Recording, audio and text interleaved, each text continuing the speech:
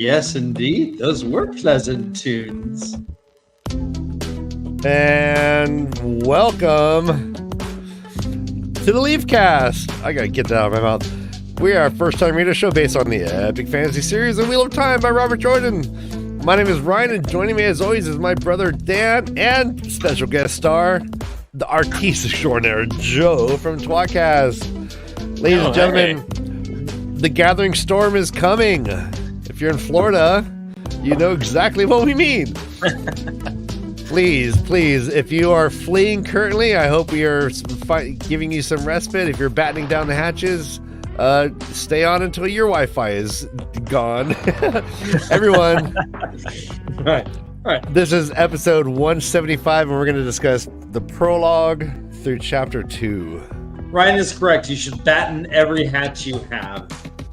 Yeah, every orifice should be battened. Yeah. Be watertight like us. All right. Well, everyone, we are a first-time reader show. You guys are not here for us. We know what we're all about. Let's bring them in.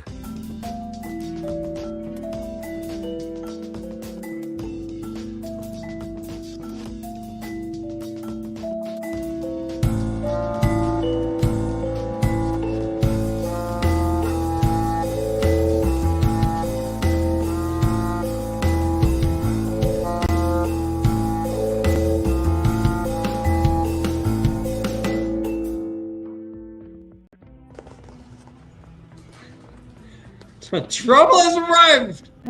Oh, and it lives happily ever after. Hello, everybody. Hi. Everybody. You're so far away. Point. This is not working. I'm gonna scooch closer. It's so far away. Ultra wide. Ah! Yeah, it's like a I think cool, you think like I fish have eye. 10,000. Ah, jeez. Cheesing. There you are. Let me just. Sorry. Hi, guys. Nailing it, Kay. Hey, if you've been here before, you know how this works. Technical difficulties abound, but we're here and we're ready. All our friends are coming in. We got DK Moon, we got Dusty. I'm glad to see you. Lifeline Full, that's very funny. Baton, Florida. I think it's Baton Raton. Hello. Wait, hold on. Never mind. I'm just kidding. Baton Raton. right, So Ryan, before we start, Joe, Sorry. happy birthday. Oh, hey, thanks. Today? Is it today? Oh my Yeah. god. Today? Yeah, Ryan's it's today. birthday is tomorrow. I was born on this day. All right. Well, 14 let's do the Olive Garden happy birthday song. Happy birthday from all of us to you. Happy birthday. We don't know what to do. Happy birthday. Oh, May no. all your hopes, may all your dreams come true. Happy birthday. They played it at Red Robin. Yeah. Oh, okay. Alfredo sauce for you. Alfredo sauce. Extra I've been Alfredo rhyming sauce. all day long. Yeah, this is basically birthday week. Brother Dan's birthday was on the 5th. Mine's tomorrow. Joe is today. Yeah, just crushing Oh all my of it. goodness. Josh's was just not that long ago. And Carrie's too. We're all. I was in August. Oh my August. gosh. But hey, so yeah, don't expect sober hosts, but it's all good. We're partying. Oh, no, I'm on my way. Everyone, what are you guys drinking at home to celebrate our birthdays? Yeah, what are you Let us know. Nice. And if you want, I'm rarely on Discord, but I'm on Discord. You get the behind the scenes. You get to see the ugly old man. If you choose to join us, just go on and mute. Sausage bacon. Yeah, Dan, you're the most unugly old man I've ever known. You're a handsome gent. Brother Dan, It's you're true.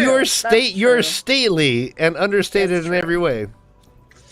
gent. I thought it was with a hard G. Perfectly I thought it was smooth, felt skin, gent. slightly closed eyes, mouth agape at all times. I mean, what else could you A ask little for? bit. And thank you, Glenn. Glenn is our newest member to the YouTube stream. We are offering memberships. It is a nice, simple way to support the channel. If you want to become a member, you'll get a green little bar I guess, and that's all you get. But we love it. I don't know. I think they're supporting a show that you've done for free for a very long time. Right. No, well, yeah, and everyone should feel bad if you're not joining, but don't worry about that. Yeah, if you put it that way, Joe. Stop enjoying all this. I'm going to join my own show. Go buy some shirts and stuff. I've been watching every show from the beginning. There we go. Memberships. Yeah, I think it's pretty simple, and we appreciate it and we love it. But before we begin, guys, we've been talking about it for a while. This is the first book by Brandon Sanderson, and as we all know, Robert Jordan, untimely death before he could finish the book. His labor of love. So we have some eulogies that have been written, and we're going to bring those up. This first one is going to be by. This is George R. Martin's eulogy to Robert Jordan. I'll read this one. Mm-hmm. All right, and look at that blurry ass picture. I don't know why he couldn't get a bit better picture. He's a rich man. Yeah. All right. The world of high fantasy is poorer today.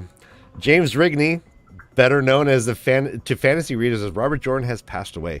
Although he had been fighting amyloidosis for several years, the news of his death still came as a shock to many, including me. He was so optimistic and determined that he had to think that if anyone could beat the disease, it would have been him. Jim was a good and gracious man, a pleasure to share a platform or a pint with, and his contributions to modern fantasy were many. His huge, ambitious Wheel of Time series helped to redefine the genre and open many doors for writers who followed. He was also unfailingly generous towards other fantasists, always ready to offer them support and encouragement. My own Ice and Fire series might never have found its audience without the cover quote that Jim was so kind as to provide, back when A Game of Thrones was first published. I will always be grateful to him for that. The last time I saw Jim was at an Archon in Collinsville, Illinois. It was before his final illness. He was the convention guest of honor, and I was the Toastmaster, and I introduced him by telling the audience that actually we were the same person. It was a gag that Jim himself had suggested in the green room beforehand. While I was doing the intro and claiming credit for all of his books, he slowly entered, walked up silently behind me, and stood looming over me, glowering like Zeus. We had a good laugh. I had some great dinners with Jim and his wife Harriet there in Collinsville as well. We talked about other writers, editors, publishers, all the stuff that writers always talk about. Oh, and a little about our own series as well. And Jim and Harriet invited me to visit them if I had ever made it down to Charlottesville. Sadly to say, I never did. R.I.P. Jim. You will be much missed. Yeah. Yeah.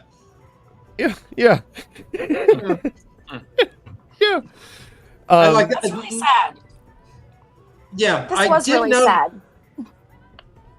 I did know that Robert Jordan had written a blurb in Game of Thrones. He had written a little thing saying that like when you open the book and you see a few authors have like a sentence. I think his was like mesmerizing storytelling at its best, or some shit like that. But Robert Jordan did that for George R. R. Martin for his first for this book, the Game of Thrones. And I'm not sure that I realized that Robert Jordan was a pen name. Oh yeah, his real name is Oliver Rigney. James Oliver Rigney. James. I was gonna say, That's forgot what. adorable. Junior. Oh, James Oliver. Okay, well, his first name isn't Oliver, Less and I feel adorable now, differently okay. about that name. Why? Yeah, it is. Why is that? I get it. Why pick use a pen name to write fantasy under? I don't really understand. Everyone does. Dude. Not everyone does. No, Do you think that's not. Brother That's Dan absolutely 100% not fucking Do you true. think- I'm sorry. do you think Yes. Brother Dan is my real name? The majority of people don't write under pen names. So why did he choose a pen name to write this fantasy under? Well, where did- where did Josh, they let get me the tell name? you. It's called a pen name. A nom de plume. Yeah, a nom de plume. But It's- why? Why write the Wheel of Time under a pen name? Because Was he if not? we're Did he feel like saying he couldn't own it? Like, pen names are weird. They imply something when you choose one, and it makes me These are feel all good differently questions, about yeah. the series. To be honest, to know that he didn't write it under his own name, interesting. I think it says a lot about an Maybe author. we'll ask Maria about this at the next WalkCon. I don't know. Ooh, definitely. Pick her brain about that. That'd be Oh, a my bad. good. Hold on. Record it too, because what Names use different pen names Delving for the each genre he Chronicles. wrote under. That was a mistake. Sorry. So who, Okay. what other genres did he write under? I know he did some like journalistic stuff, but M.R. Haley's in Not town, really right? He wrote several. M.R. Haley. romance He- novels too, He wrote several Conan books, right? but I think he's always had his pen name. I don't know actually. These are all But the really good Conan books are questions. not written under Robert Jordan. They're written under some other nom de plume, right? Yeah. Are they? They're not Robert Jordan? I think later on it was Robert Jordan, but I think initially it was what is his other one? I forget. Someone Google it for me.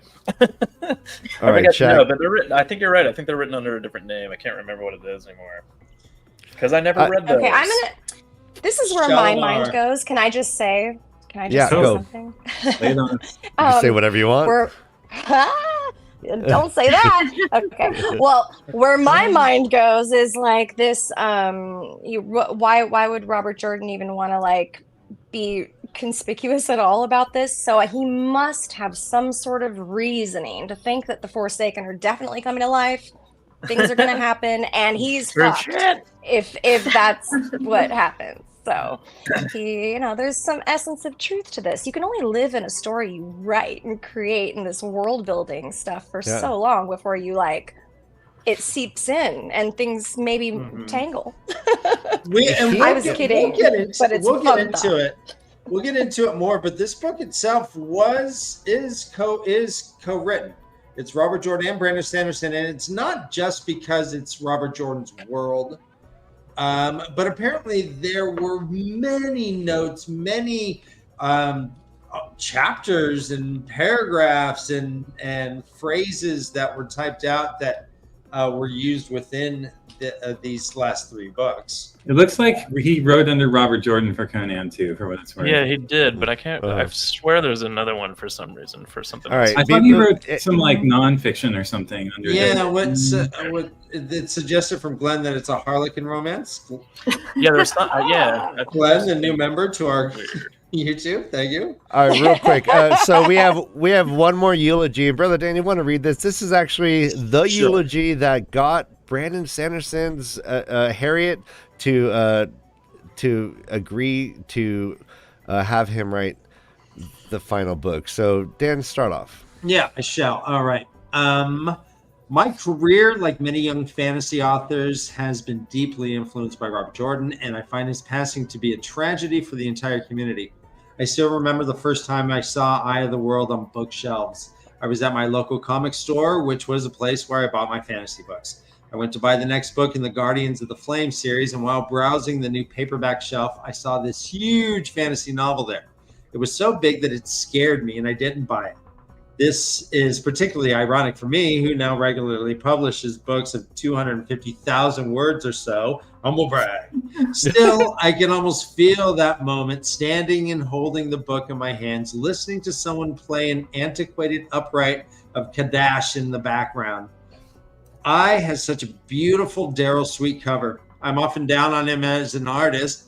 Hey. Yeah, aside. Tashar. But with the Eye of the World, I remember why he became one of the powerhouses he is now. I think even still, the cover of Eye is the best he's ever done. One of the best in fantasy. I remember opening the cover and seeing the second illustration on the inside flap and wondering if it was a rejected cover design. Either way, I love the cover, the feeling of the troop marching along, Lana Moraine, proud and face forward. The cover screamed epic. I bought the book a few weeks later and loved it. I was happy when several years later, the next book came out in hardback. I couldn't afford it then, but I could afford Dragon Reborn when it was in hardcover. And so I bought it. That has been my tradition ever since. I buy them even if I haven't read the last two, as I wait for the series to finish. I still think I is one of the greatest fantasy books ever written. It signifies an era, the culmination of an epic quest genre which has been brewing since Tolkien initiated it in the 60s. The Wheel of Time dominated my reading during the 90s, influencing heavily my first few attempts at my own fantasy novels. I think it did that to pretty much all of us. Even many of us most literally snobbish of fantasy readers were the youths when I was, and read Eye of the World when I did. Eventually, I found myself reacting against Wheel of Time in my writing, not because I disliked Jordan, but because I felt he captured the epic quest story so well that I wanted to explore new grounds. As his books chronicled sweeping scenes of motion set behind characters traveling all across his world, I started to set mine in single cities. As his stories focused on peasants who became kings, I began to tell stories about kings who became peasants. One of those was Elantris. I only saw Robert Jordan one time. By then, I'd begun attending the conventions. You could say I'd become a journeyman writer. I developed my style and was now looking to learn about the business. At World Fantasy one year, I think it was Montreal, I saw a man in a hat and beard walk by in the hotel hallway outside the convention room. He was alone yet distinguished, and he walked with a cane. I'd never seen him sit on panels, so I felt like I should know who he was. I turned to the person beside me and asked, "That?" They said as the figure hobbled around the corner. It was James Oliver Rigney Jr. Okay. Robert Jordan, they said. That was Robert Jordan. Eventually, I got an offer on one of my books from an editor who I met at the same World Convention. I'll skip down. Personally, I simply feel indebted to you.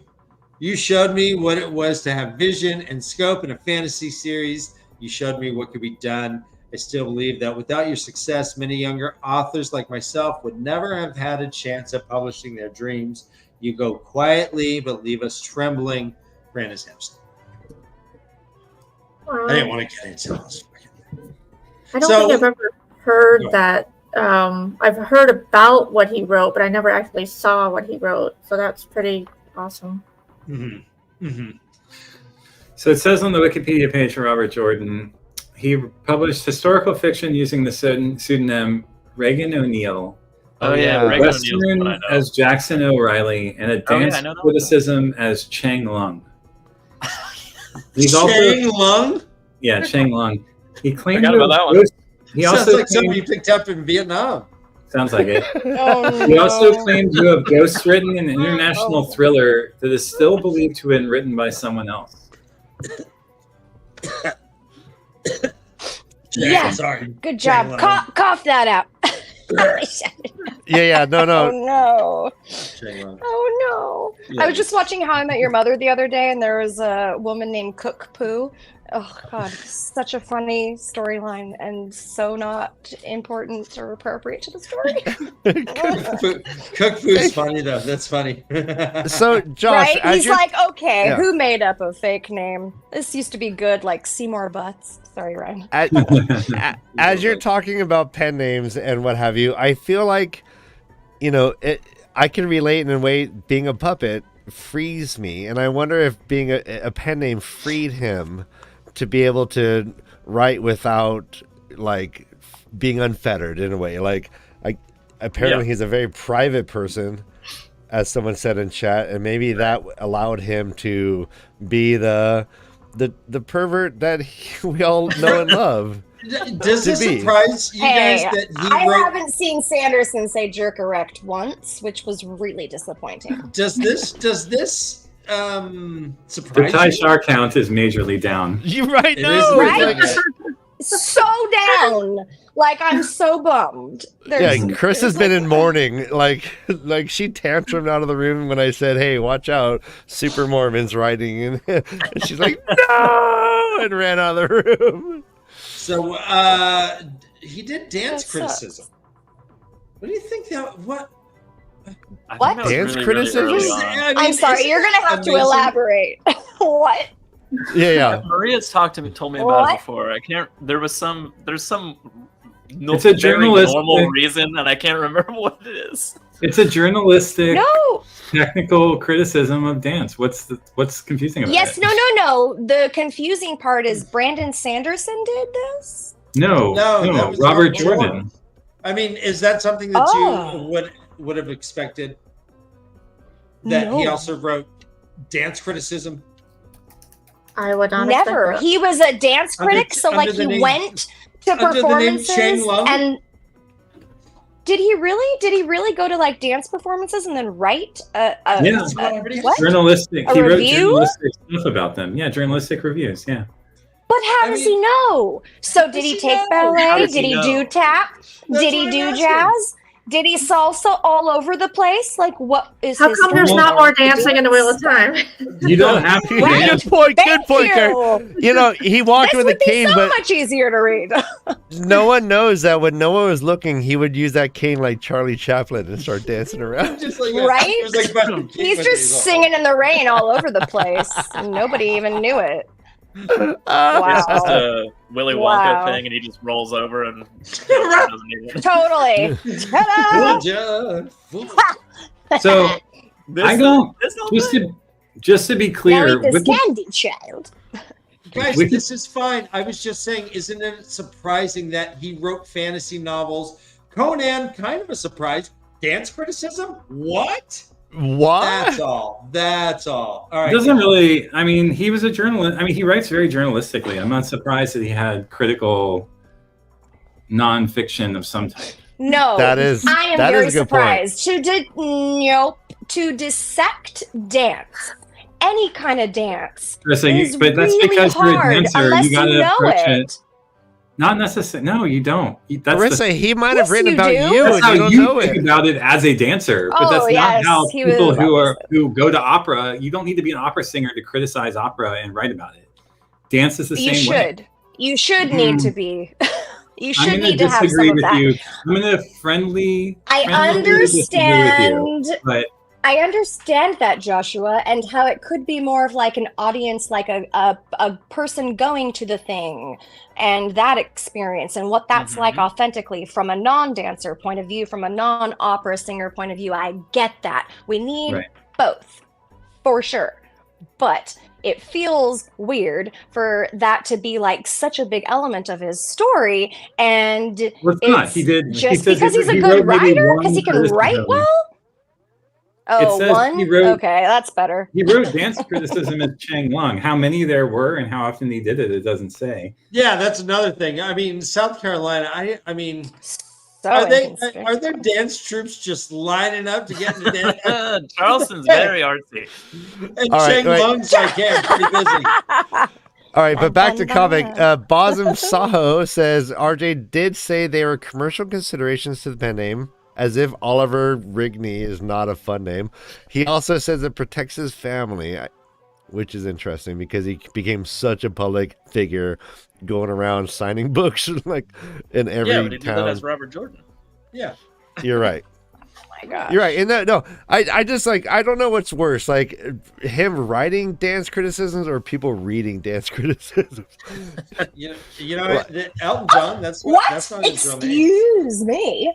Sometimes you want to read a dance criticism because you want to see what the performance is going to be like. Dion Coots. No, That it's wasn't his real name. Good You have to be point. very, Good point. you have to be very careful of apparently whose criticism you read, though, because I would not want to go see a show where Robert Jordan poo-pooed all over it. I'll go on. Well, he That's doesn't good say he point. poo-pooed on anything. It just says he took a brief foray into dance criticism.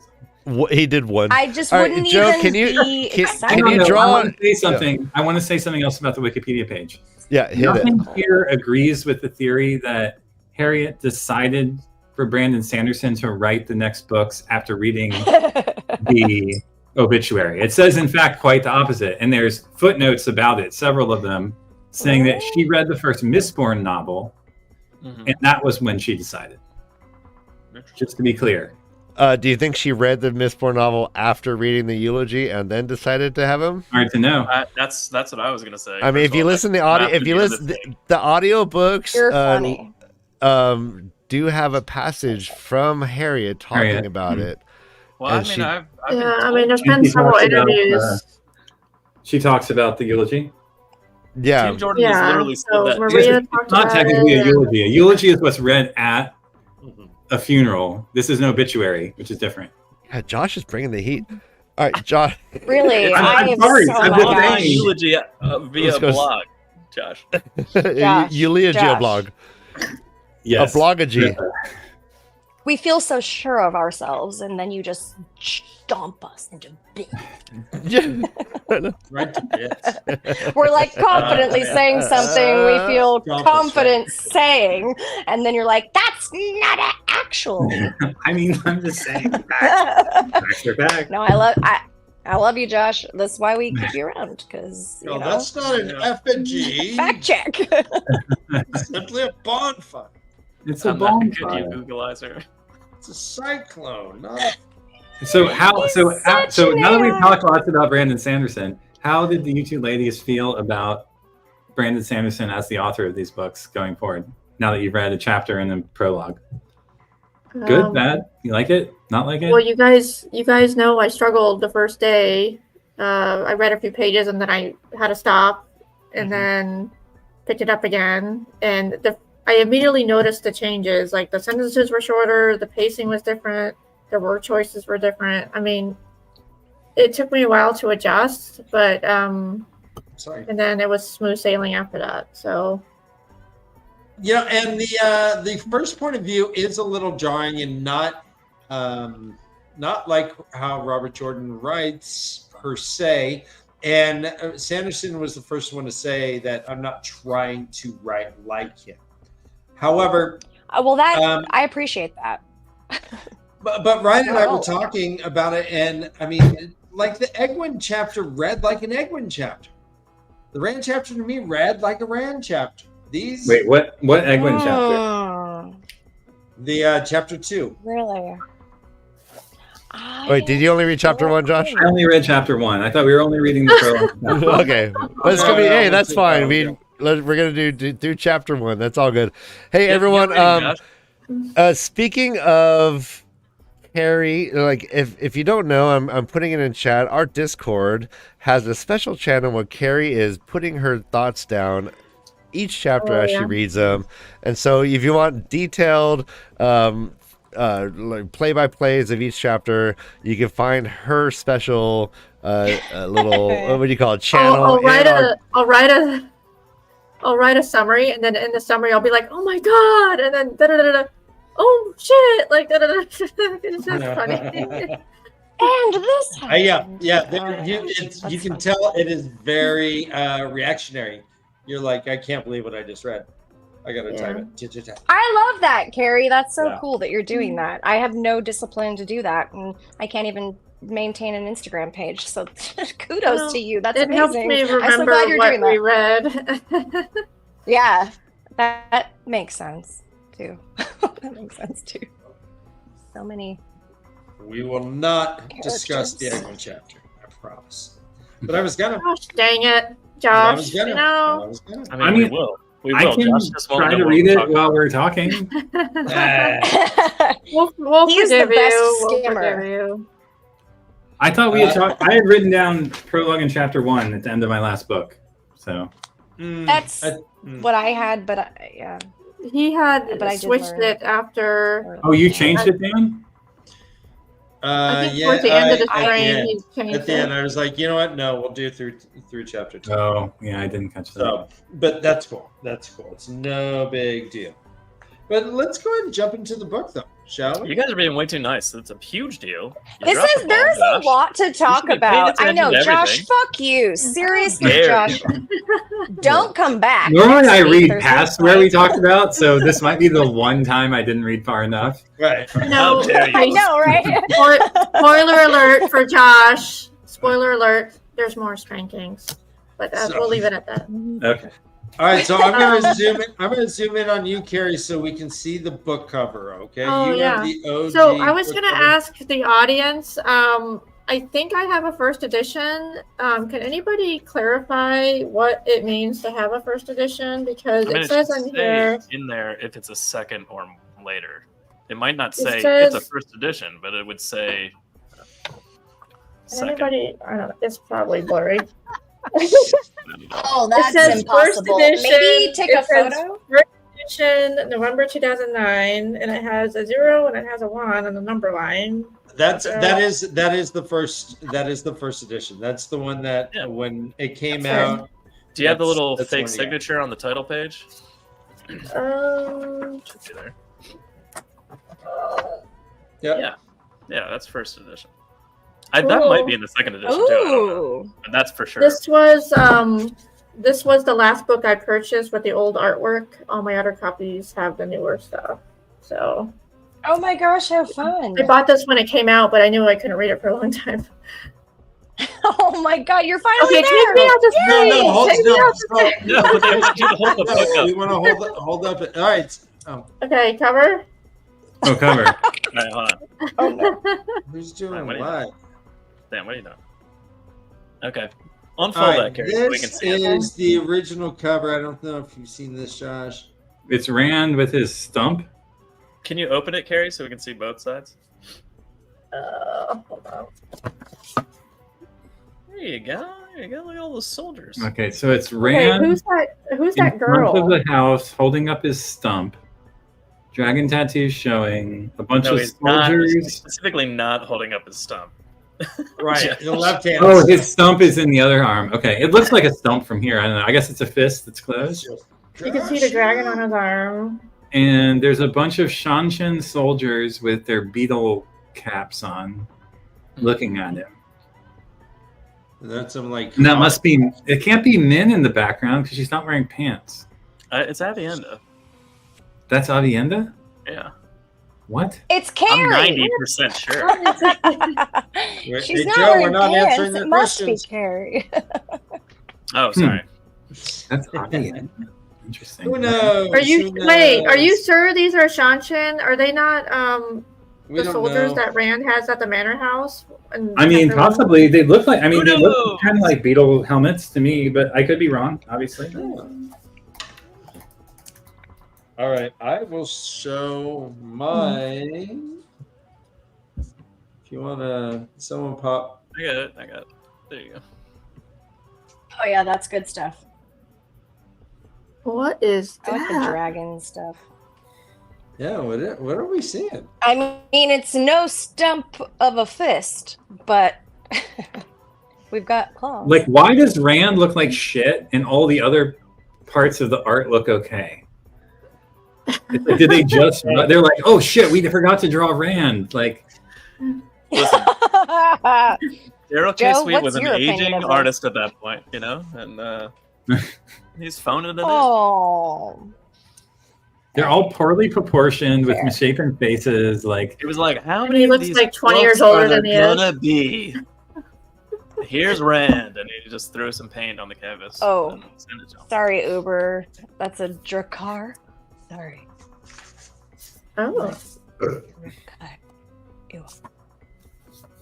so could they be Saldeans? I guess then maybe that's what you're thinking, Carrie. Is that they're the I'm Saldeans? thinking it's. I'm thinking it's the same from chapter 1. Yeah, so it'd be the Saldean soldiers that are there with Davram Bashir.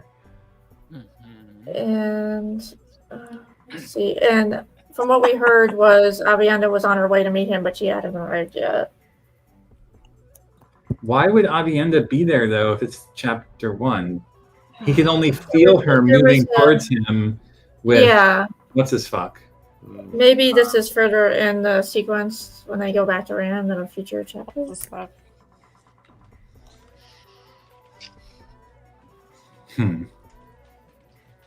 Okay.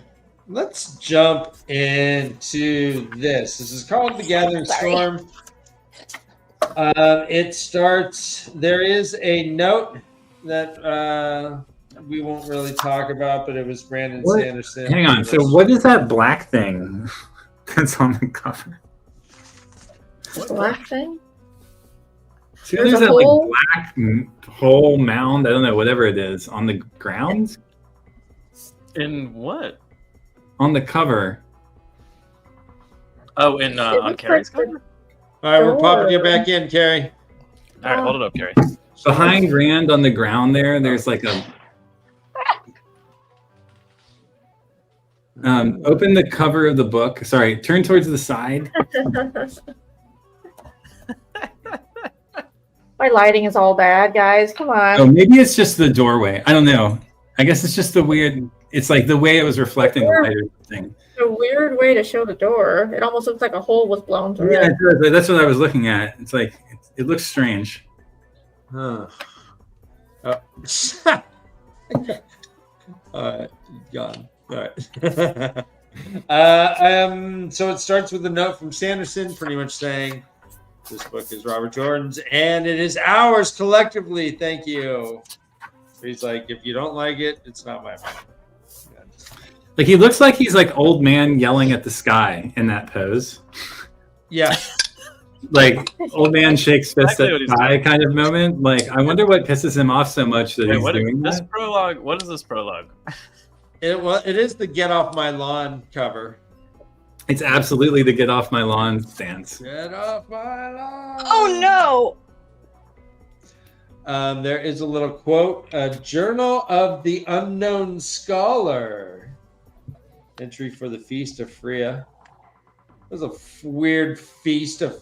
It's a feast in this horrible passage. Anyways, and we get the prologue. Prologue is about 6 different points of view here. The first one is Reynold Fonwar. Reynold Fonwar is a farmer up in the borderlands. He's checking things out. Spring should have come. No crops. Things are shitty. He sees this weird storm a brewing. Okay, really quick. Yes. Back to the opening quote in the beginning of the book. Did you guys Yes. catch that it was written in real time in the current year that it was happening? Did you guys know that? Is this year the It's Year been 1000? 2 years. It's been I believe the book started in 998 NE, and this is now 2 years after the first book. I didn't know that. So I think this is the first time we've had an opening quote book where it happens in technically like real time based on what's going on in the story. It's not Why like future fourth page or anything. Why don't we know this scholar? I don't know. It says unknown scholar. But I just thought it was interesting. But it's talking about everything that's happening right now with, the dead people walking and Yeah, that's a great pickup. I didn't realize. Okay, that I'm was just it. gonna make a joke because it has to be made. This is clearly Robert Jordan Yes. writing with pen name. What? The unknown Wait, scholar what? is fucking clearly Robert Jordan or Loyal writing with a pen name. I'm sorry.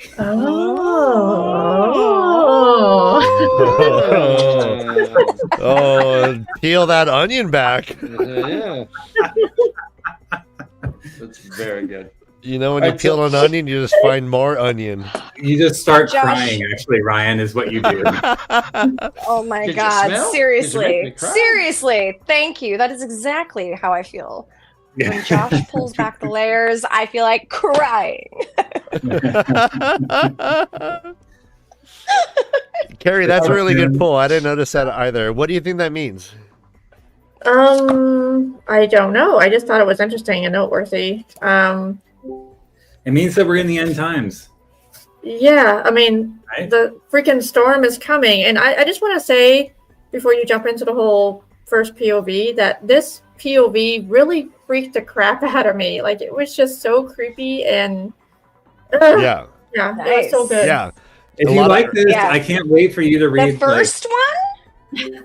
The first POV? Yeah, the farmer Okay. looking at the storm. The farmer, With the yeah. cloud. Yeah? Like, it was... I'm excited for you to Oh, read some Brandon Sanderson if you like this, because this is so quintessential Brandon Sanderson. Really? Yeah, this is like reading a later non-Elantris Brandon Sanderson novel. The way it, like the setting and like the feel and how he conveys it, it's very apropos. Yeah. And it just it is the first POV we've had of just like a citizen, a non main commoner, character citizen. Yeah. third Which is- string. Yeah, Yeah. which is really helpful and like really like adds like I don't even know what you call it, like the breadth of the whole world having to experience this, not just our dudes Yeah. and girls. What do you think is up with these clouds? It's no global warming. Obviously. I mean, besides our crown footprint. Josh, living in Florida right now, I feel like you should know that. Mhm. Okay. No. Yeah. You I mean, tell us. North Carolinians are feeling it worse than us, but yeah. So yeah, that's a good question. Aw. What is this cloud? We see it. Fenwar's checking it out. It's black and silver. It's like not gray. He's like, it's definitely the Raiders, black and silver. And suddenly it's right above him. There's a funnel cloud coming right for his Raiders. face. I He's know, all, like, oh, and it's gone. I was thinking like alien abduction. Like I don't know. Like it was crazy. Yes. MR Howley's in Discord. Does he have clothes on this time? He never wears clothes in Discord. You'll never know. It's his 5 head like mine. Mine's a 6 head, actually. If you can get a good look at this sucker, you'll know. So his You buddy know. I don't have to tell you. Thulin comes riding up. Thulin has a wagon. Thulin, the blacksmith from that fucking town over there? What's he doing here with his wagon all loaded up? Thulin's like, hey, I buried my best anvil and all the tools are in there. You can have them or you can sell them to someone who's good. My wife left her good copper bottom pots, has them all polished and all cleaned up. They're at the kitchen waiting for you. And he's like, wait a minute, what's going on? He's like, that storm, man, we got to go. We're going north. It's happening. He's like, what's happening? He's like, dude, it's happening. And we're on our way. Storm is coming. with a capital I. He It gets reminds, some so eggs. I don't. Have you guys seen the movie Nope? Nope. Nope. Yeah. Ah, No. It's like this alien film where this there's this alien that like hides in a cloud and comes down and like eats people. And it, like the way this cloud is described is very much, maybe someone in chat has seen it and will agree with disagree with me, but this scene really reminded me of Nope. What year did that come No. out? 2022. Oh, Oh, jeez. okay. I So never it was heard way that. after. Oh. I've seen it, Josh. It's amazing, and also I agree. You agree? Okay, good. Oh.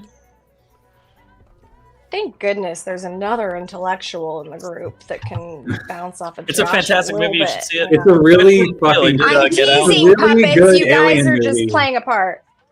It's a really good alien movie that is unlike anyone you've ever seen. I'll put it that way. It's worth watching. Oh, I'm gonna have to watch it. I've been really into like watching some alien shit lately. Like I've been looking up stuff. It's weird. I It's have a Jordan free Peele Apple, film if you like his work. Yeah. trial. Oh, I do. I do. Nope. That's Trying to awesome. binge Did everything. Get Out? Did you guys see Get Out? Yeah, we did. Yeah, it's Oh, Nope's like recently. the next one he made. Actually, It's the didn't next make film he one? made. Yeah. Exactly, Joe. Yeah. Oh, then I have to see that. Okay. Yeah, it's fantastic. Okay, I have to It's prepare really well myself to done. see that. It's That's gonna be fucking intense. creepy. I feel like. I'll bet. Ooh. Okay, fun. Yee, Halloween. Yeah, continue though. But like again, like the clouds are like What no. were we talking about? We can go on. it's so So- great Oh, though. yeah. We've been seeing the drama from like people who are like whose whole like life has been like destined to in a way like address this whole thing, and now we're just seeing like citizens. But this is sort of Taverin, isn't it? It's like if Taverin was reflected in a mirror, this is what it would look like. Like your friend comes along, your friend comes along is like, I'm leaving you my favorite pots and my animals, and I'm going on because the world's about to change. Uh-huh. You should maybe come. And he's like, yeah, and make a spear, which is good for, or make a spear and a hook so you can pull people off horses. And the dude is like, he goes and he talks to his wife, and his wife is like, wait, you didn't get that we need to do this too. Yeah. That's in, and they change their life. Like immediately. Yeah, like on the spot. Okay, so isn't the storm more metaphorical than actual, like a real storm? Are these people having there's both. premonitions? There's both happening. So is it real or is it metaphorical or is it both? Yeah, these are all good questions. Isn't there a biblical reference to turning plows into swords? Swords to plowshares. It's the other way around, Dan, but it's the other way around. Okay. Yeah. Swords to plowshares. That's it. I only know because there's a Magic the Gathering card named after it. Oh no. Oh my god. We played that once. I won't say anything more. I'm so happy for you, Josh.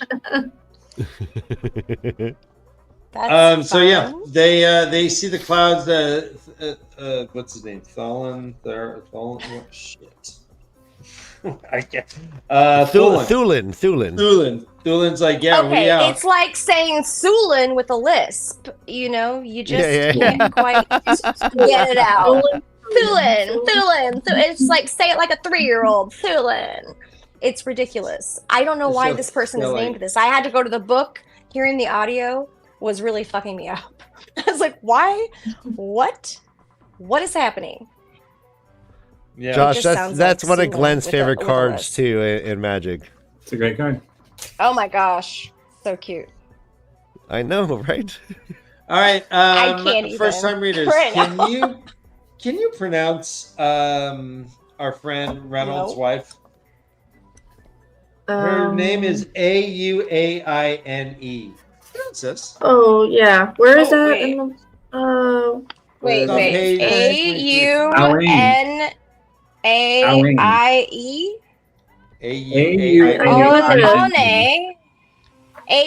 AUNAIE. No. AUAINE. AINE. Oh. Owain.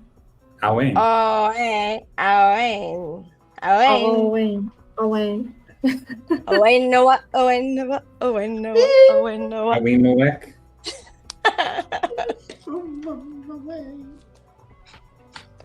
I love that. I love how he conveys the depth of meaning through the most commonplace and run-of-the-mill device, the pots, right? Like, it's the pots that translate just how big of a deal this is to his wife. Yeah.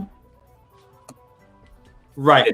It's the day-to-day. It's this, like, her fate. Like, clearly she knows that this woman would never have given up these pots if, like, she wasn't leaving her entire life behind. And that causes her to drop the eggs, right? It's like, it's beautiful. It's just so well done. Yeah. Everyone, let's say hi to Rob Christensen. It's been a while, What's buddy. up, Rob? If you don't follow Weekly World News, you're missing out. It's some of the funniest shit. Yeah, there was a new episode for Seriously. So here's those copper pots. They're yours if you want them. She's like, she starts dropping eggs. She's like, oh shit, she doesn't even know. She says in a very calm voice, and Wayne asks, did she say anything else? It's like, yeah, the storm was coming and they had to head north. Dylan said we should go too. She's like, well, I think we should listen to him, Reynolds. Get the men ready. I'll take care of the house. Turns out he has like 6 dudes like who just. Well, I mean, I feel like we need to talk about this. He says that this is the end. Like, okay, a little nail on the head for an apocalyptic book, but also a little nail on the head. Like, wouldn't you want to know that? Right. Way to bury the lead. You can have those pots. Oh, and also this is the end. this is the end. You know? Yeah. Which is like, she's a huge Doors fan, and she's been waiting to say that for a long time. This is the end. I own. The end. Nice. I mean, I feel like there's such a Vietnam War like nod here, and also a Revelations Christian nod here. Yeah, end times, yeah. I don't know. I'm not sure, like, I know this book has always been about this, but I feel like until this moment, we've been on this like bike ride where it never got mentioned, even though we knew it was coming. Uh-huh. And now it's literally being pointed out in like 6 words. And that feels weird. It feels weird. Like is it hasty in a way, or what? Yeah. Go ahead, Carrie. I'm sorry. Nynaeve talked about the storm coming early on, didn't she? I mean, she talked Oh, absolutely. about... No, the reference of this chapter title absolutely has been a phrase that has been used by Nynaeve and others for many books. Book 5, even, I feel like we already see her looking out in the distance. Like in the show, it happens in the first fucking episode. Yeah. Right? Yeah.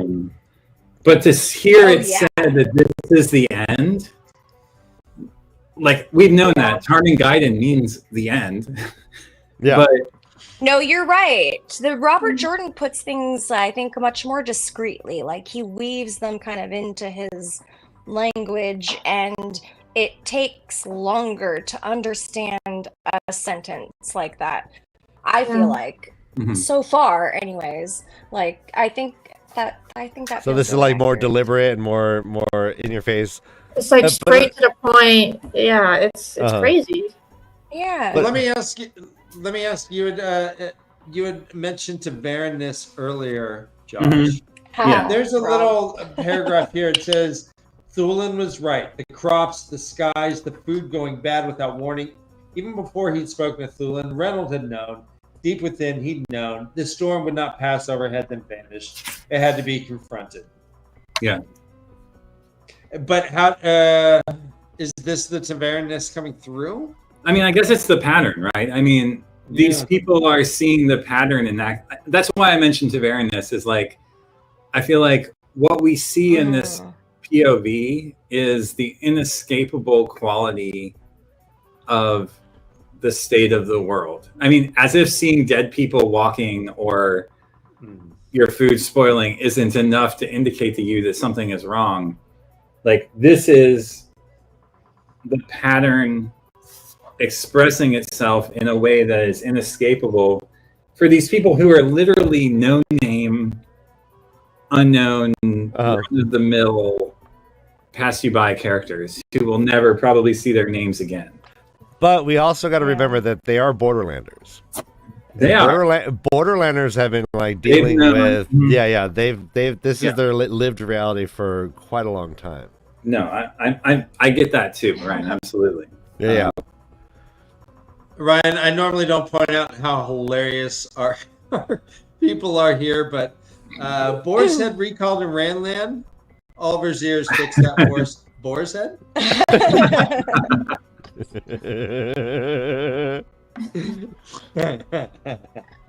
I love our chat. So he goes and he picks not his third best scythe. No, darn it. He picked his first best scythe. Took that bitch and made a poleaxe. Like, how do I make a poleaxe? Pretty easy, I think. I think I just straighten this and bend it, and it'll kill someone. Tells did you guys notice that he had a portable anvil that he just rolled out? I did. I love that so much. Yeah. It again shows just how this post-apocalyptic society has these technologies that are otherwise more advanced than one might expect, given what else we see in the world, right? Yeah.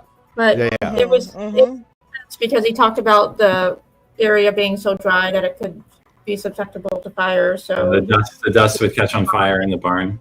Yeah. Yeah, and it also showed that this guy certainly was a man of means. He had a portable forge, Right. and he was leaving everything, man. I mean, they were packing up what they could, but Yeah. just mostly food. Yeah, no, He's taking his forge though. He's 110% taking that forge to wherever they're going next. Yeah, it is portable. You're right. And and he's been there for 40 years, I believe he said. So this is an upheaval for sure. I mean, the fact that he takes so again, going back to the magic card, like Swords to Plowshares is about transforming soldiers into farmers, and this is the opposite. Yes. It's plowshares to swords, literally. Right. Yeah. And that's not something that, like, is this something we want to see in our world? Is this human nature? Is this inescapable? He's doing this on purpose. This was an intentional image, right? For sure. Absolutely. Yeah. So what does that tell you about this world and like how we relate to it? And like, is this somewhere you want to be or not? No way, absolutely. But also, like, it's very clear. I mean, like in our world, you know, who our enemy is like politically like motivated and obfuscated, and like a lot of people profit off of that. In this world, it's pretty clear who the enemy is. And what's going on. Are the Sanshen your enemy? Are the Borderlanders Rand's enemy? I mean, I hear you. But I also think it's not as clear cut as you're making it out to be. No, yeah, in that way. But also, there is just a dark one, right? And there is Charming Gaiden, and like. Well, again, this gets to Gnosticism and like, who really is the enemy? Is the dark one really the enemy? Mm-hmm. If he's trying to end the cycle of rebirth and death? I don't know. I really don't fucking know. Yeah, these are good questions. This little point of view might have been a tiny bit clumsy in just how fast everything was resolved. I mean, the guy shows up and not even 2 pages later, he's telling his wife, "Yeah, we're following him." Yeah, we out. But you know, shit, man. I mean, I think it sets a good pace for the book. I mean, the common man they're leaving everything. They have a compulsion. They feel things are going. It's not just our superhero. I do love how the last couple of paragraphs set this like pounding rhythm, like an engine that pushed forward. I mean, I'll just read it. Quote, "As he worked, the peels seemed to form words. Like somebody muttering in the back of his head. What does that sound like? The same phrase over and over. The storm is coming. The storm is coming. He kept on pounding, keeping the edge on the scythe, but straightening the blade and making the hook at the end. He didn't know why, but it didn't matter. The storm was coming, and he had to be ready." Mm-hmm. Mm-hmm. Even can you read just before that? With the sound of his hammer. Yeah, the sound of his hammer on the metal seemed louder than it should have been. It rang like pealing thunder, and the sounds blended, as if each beat of his hammer was itself a piece of the storm. And we've seen this in the end of book 11, right? Like, there were multiple times where Perrin and Rand heard thunder pealing in the distance and, like, incorporated it into their experience towards the end of the last book. Yeah, no, totally. There's like, it's a very what? Huh? What's happening? Just Novi's comment. Hi, Shar. Shar. Oh, okay. Sorry, go. Sorry, I got distracted. No, it's fine. Joe, what is the prompt word for this?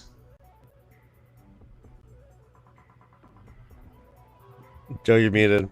No. People are enjoying your drawings, Joe.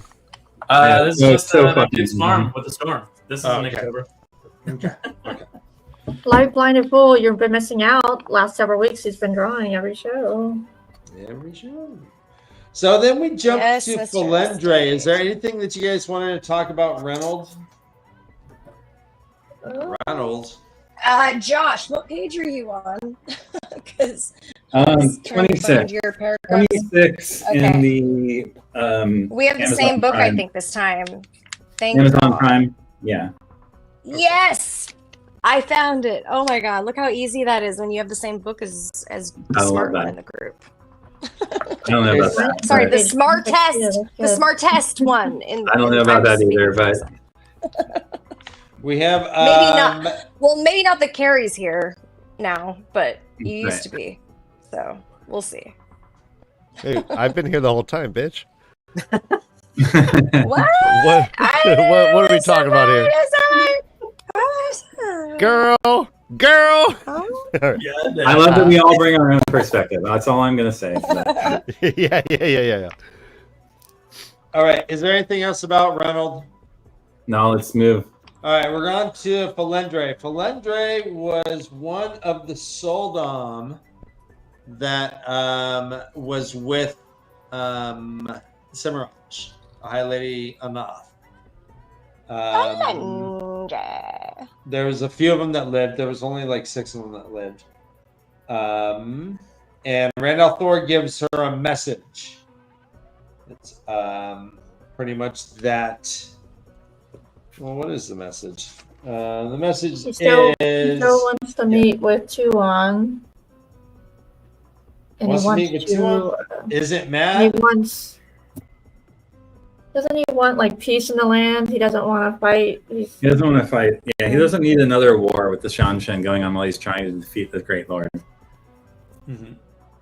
Yeah, it was that you bear her no malice for the attack, but that you still desire a meeting. But hang on, before we get too far from the first couple of paragraphs here, like, Carrie, Kay, did either of you pick up on the detail about how Nancy and all of the Damane are shielded? No. But so Felendre says she tried to send soothing feelings through the Adam that often seem to work, but not so well today. Oh, ew. And we learn that the Damane have and shields then Nancy tied off. whimpered again. Oh my God, you're right. Didn't they have a timer on the shield that would expire after so much time? After 30 minutes. But remember, the Suldam can also channel. That's how they can use the Adam. Yeah.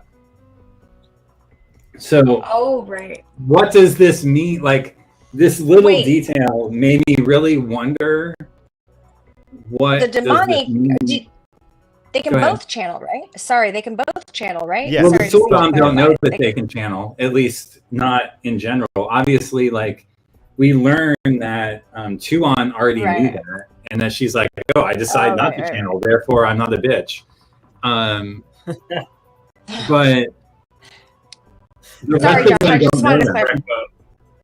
So, what was your question, though? Well, I think it's an important, like, this little detail that when the Damane are shielded and the Suldam try to use the Adam to send a feeling through, which one we can assume, like, extrapolating backwards, requires the Suldam to channel to send a feeling through the Adam that we learned doesn't work when the Damane is shielded. What does that mean? And how will this come to bear later in the story? It may not. I might be over reading. No, as I think often you do. might be right, because there's. Don't we think that the Shanshan are going to have something like major to do with the last battle, right? It doesn't seem that way. Yeah. We do think. I do think that that the Shan, right? Like I mean, like. I just thought it was interesting that Felendre doesn't. It does make sense that would be an issue, though, because it feels like there could be something large happening with shielding during the last battle because of the capabilities, and it seems like the easiest thing to do for people that can channel on either side, really. it does seem like it's not. I don't know. Am I wrong about that? I feel like it's just very simple. Like it's one of the like more simple things kind of thrown out there. Like God. Well, she blames it on her emotions. She Shielded, says it's fine. Well, her let's do a emotions were shield. too roiled. If only she could forget that the demone was shielded. And by whom? By what? Like, I feel like it's really like drawn out and if emotions are explicitly flying that she around. doesn't understand what's going on. That she doesn't understand that her own channeling is what allows the link to work, and in this case is not working because one of the two of them is shielded. And how can that be leveraged in the future or not? Do you think that their emotions going high or flying high, like high emotions, like that might play into the last battle? Like, you know, if that's something that's going to affect shielding or not shielding or channeling. Well, I know. Or a difference in channeling. I'm saying she's misrepresenting it as her emotions. But what's actually going on is that she also can't channel to her demone because her demone is shielded and therefore cannot receive her instructions. What I'm trying to say is that if we look at this in reverse, we can see that the link of the Adam requires both of them to be able to channel. And if one of the two of them cannot, her ability to control or manipulate the demone through the Adam is broken. Would the Soul Dom even try to channel? Do they even know that they can channel? They don't know they can. They just try to use the Adam. Right. But the Adam is not working in this case. She says, normally I can send my soothing emotions through there and she'll receive them and not be whimpering and crying. But it's not working for some reason. I'm going to blame myself on having my own emotions roiled, but she doesn't understand the why. Yeah. Again, I may be totally misreading and over interpreting this. No, I think you're right. But it did make me wonder how this plays out later, if it does at all, or if it's just Brandon Sanderson showing that still don't know. She's got the chung lung. Sorry. All right, real quick, Chris Fluke, go now that you're in Discord, go to the channel that says the Tavern is Talking. You'll see a bunch of people there. Jump in with your camera, put yourself on mute, and then we'll be hanging out after the show. Yeah, you'll see a bunch of memes in the right channel. So anyway, we can move on. Sorry, Dan. No sweat. So she is to deliver this message that, hey, no offense. No offense.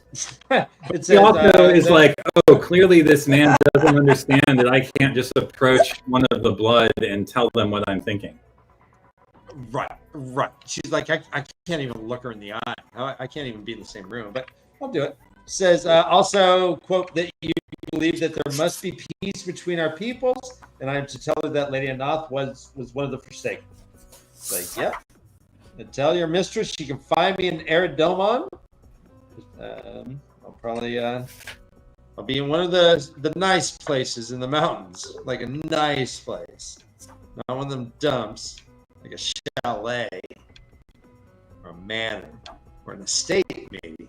Yeah, maybe an estate.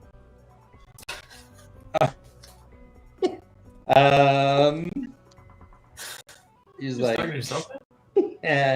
So she's like, okay, yeah, I'll do it. She's like, but they said, she had given her word to the dragon to speak directly to the daughter of the Nine Moons, and she would, but she might not do so immediately. Careful consideration would have to be given. Intrigues. Tell us intrigues. I love how even this Suldam is like, Rand is fucking insane. Yeah.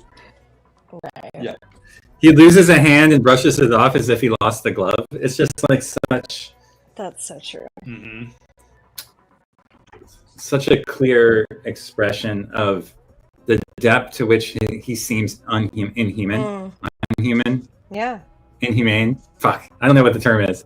You know what I'm trying to say? That his humanness has left him, I feel like and he's inhumane become is right. something less or more. Yeah. Like hero status or depleted, like PTSD war hero that is just hanging on by a thread of his own partial sanity.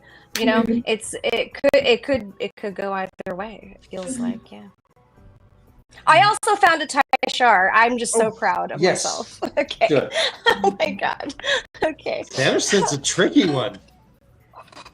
So tricky. Okay. Sweltering heat that marred the perfect mix of chill mountain air and fireplace warmth she had cultivated. Huh? Okay. It's subtle, but there. Okay, give me it. Tasha. Here's me. Thank you. It was really, it's very subtle. Very good. He's so subtle. Um, He says succulent I at enjoyed some it. point, but it's not good. Carrie, is there anything about Felendre? I mean, just that she's very conflicted. She knows that if she tries to approach the daughter of the Mind Moon, she could be killed because she's not supposed to talk to the blood. She's frustrated, but she's also terrified. So I'm curious how this is going to play out. Does he honestly think that she's going to relay the message? I mean, I don't know. She had tears of frustration, pain, and terror in her eyes. Huh, that's a lot of tear stuff. A lot of tear stuff. Man, Yeah. that was so good, Careful. Joe. Here. That does look amazing. It's weird when you like look away for a while and then you look back at it and then it has all this depth. Yeah. But all of a sudden it's crazy. Let's jump to Tylee, the Lieutenant General of the Ever Victorious Army. She is checking out her troops. She has shitloads, man. She has hundreds of thousands of thousands of men. She says. She's talking to her good buddy Mishima. Mishima's like, she's like, how's the troops? They're freaked out. Things are weird. There's dead things. They see the wind is blowing weird. Like, okay, yeah. And suddenly she is just kind of thinking. She's like, oh yeah, now I'm of the blood. That's cool. Yeah, Sarath, all that. And suddenly she looks over and Mishima has an arrow, a big arrow, right through his neck. A wicked barbed thing. She's all, what? An ambush? She looks around. There's monsters. She said, not quite a man. She says those eyes were disturbingly human-like. They're not all too human, but we get the point. Trollocs. She's like, fuck, I've never seen a Trolloc. These things are nuts. Fairy tales, they don't exist. It said, hundreds of the creatures have broken out of the underbrush. How had these things gotten so close to Abu Dar? They were well within the Shanshan defensive perimeter, only a day's march from the capital. None of the scouts saw them.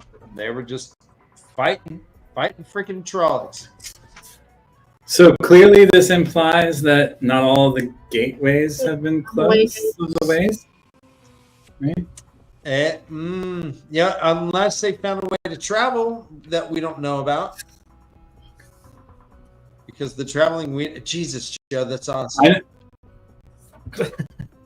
I like that little lightnings in the back. I thought there was something about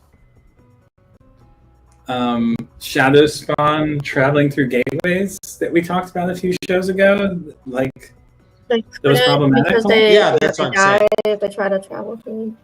Right. So unless there's a way that we haven't heard about for them to travel, then it seems like ways is the only way that we know that they can move armies of Trollocs. I mean, why wouldn't have? Okay, first off, where the fuck is Patton Fane? It's a good question. Okay, like, if he doesn't fucking surface again in the next 3 books, I'm gonna be really fucking He upset. was in the glossary of last book, but I don't think he was in the book at all. Mm-mm. Curious. Like, because he's sort of like the fifth team. Like, we've got, and the White Cloaks too. Like, you know, we had that little stint where we learned that. This guy. What's his name becomes the leader of the White Cloaks. The brother of The Galad or Glad. Yeah, exactly. But then like nothing, you know. So, anyways, I mean, those things are tertiary to this, but like, yeah. So, who was supposed to be closing the way gates? That was Loyal. It was, right? Yeah. Okay. Oh my gosh. Fucking loyal. Fucking Loyal. Now I can't help but imagine Patton Fane with a bunch of like knife cutting scars on his leg.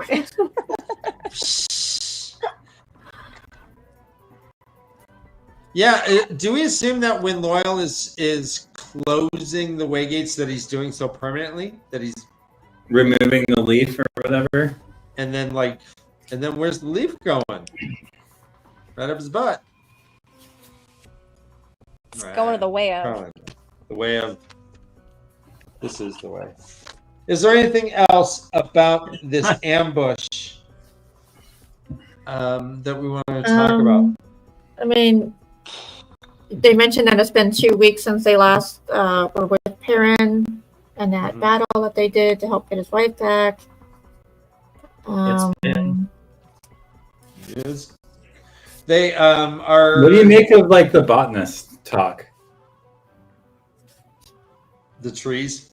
Yeah, because Rand later talks in chapter 1 about the trees sprouting.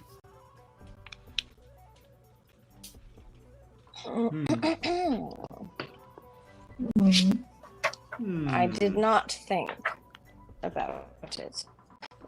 I'm not sure what to think about it either, but We're gonna have to say read and fuck Potters. Read and Oh, fuck no. Potters. Are we in chapter Don't do 1? What should I be that. drawing? we're still in the We're still in the And he's prologue. jumping ahead. we're the last Be a POV of the long prologue now, I prologue. think, Grendel, right?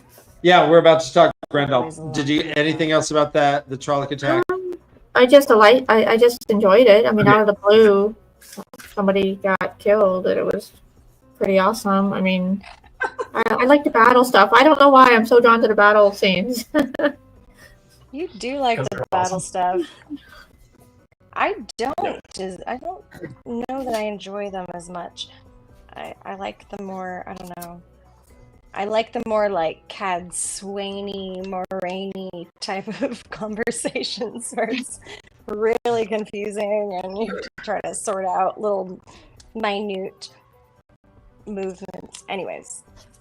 Okay, I'm ready to move on to the Forsaken. Okay, yeah, this is a Grendel point of view. Grendel is hanging out. Okay, fuck this for a second. Yeah. She's hanging out in her with her Domani friends. They're So- beautiful. I mean, Tylee seems to know the sword forms. Mhm. I thought that was interesting. Who? Wait, who? The general, Tylee, Oh. said Oh. she spun, falling in to beat the brushes and separating the beast's arm from its shoulder. Like, Yeah. I don't know. I wasn't expecting the Shan Chen to know the sword master sword forms. I don't know that we had learned that yet at this point. We, Sword form from what we know, but it's called something different to them. I thought beat the brushes was one that we had heard before, but maybe I'm wrong. I'm Beat not the sure. brushes. we do know that there were Shanchin Blade Masters. There was at least one Shanchin Blade Master from earlier. with Rand, a heron marked sword. High Lord Turok. Thank you, Joe. Okay. And this was, and he says, "Oh, let's see what it takes to get a heron-marked sword on this side of the ocean." Okay, cool. Rand's fight with Turok mentions the sword functioning slightly different. Cool. Nice.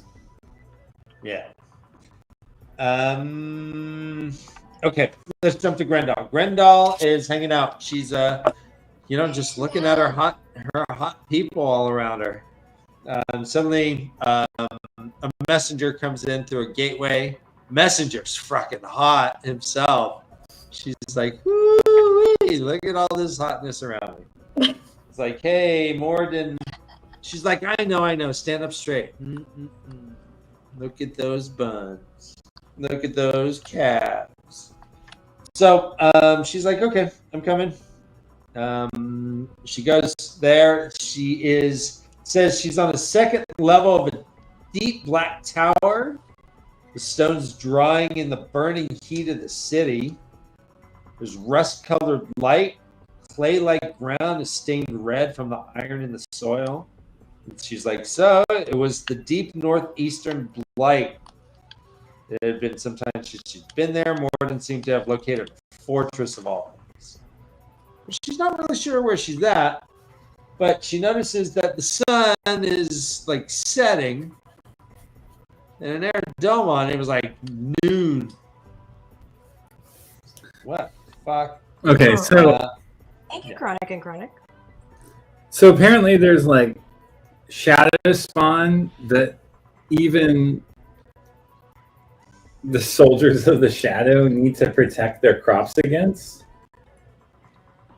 These creatures obeyed no master save for the great Lord himself.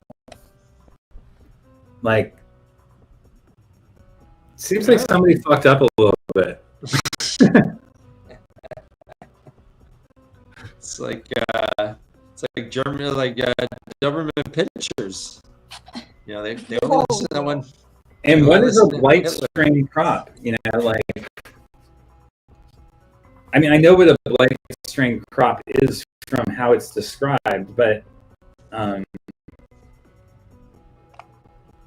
is that an ancient invention? A new invention?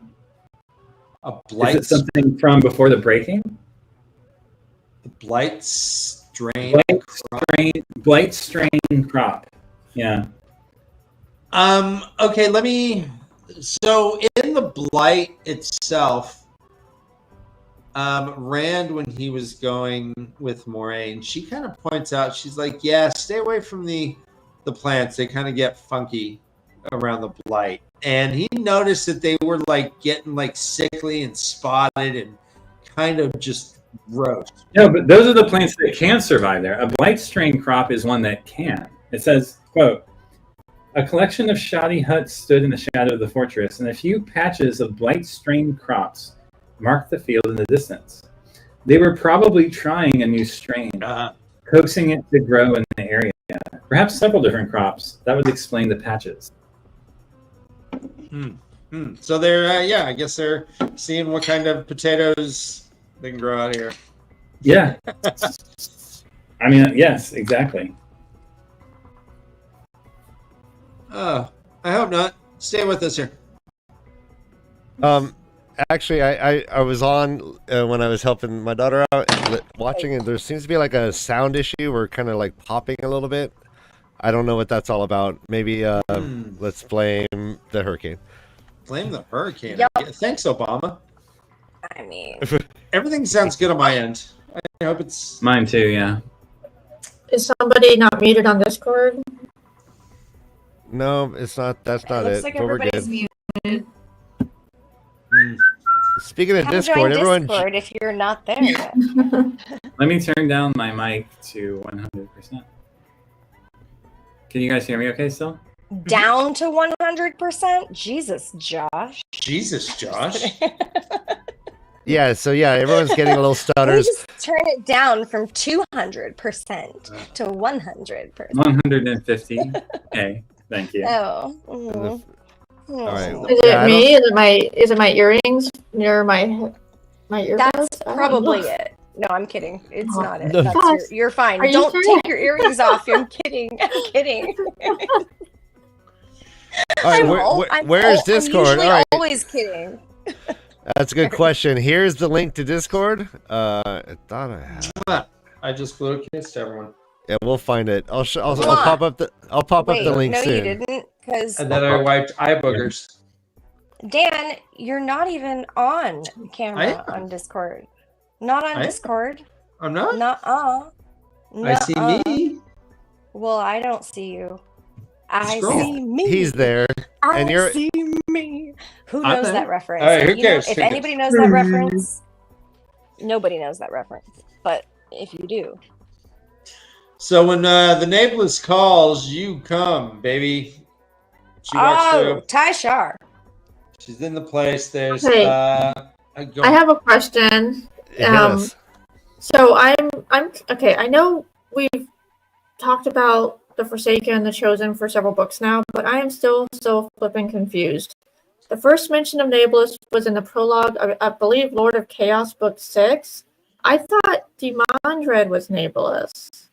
Why is Moradin? Ishamael as Balls on Your Mom was Nameless in training from book 2.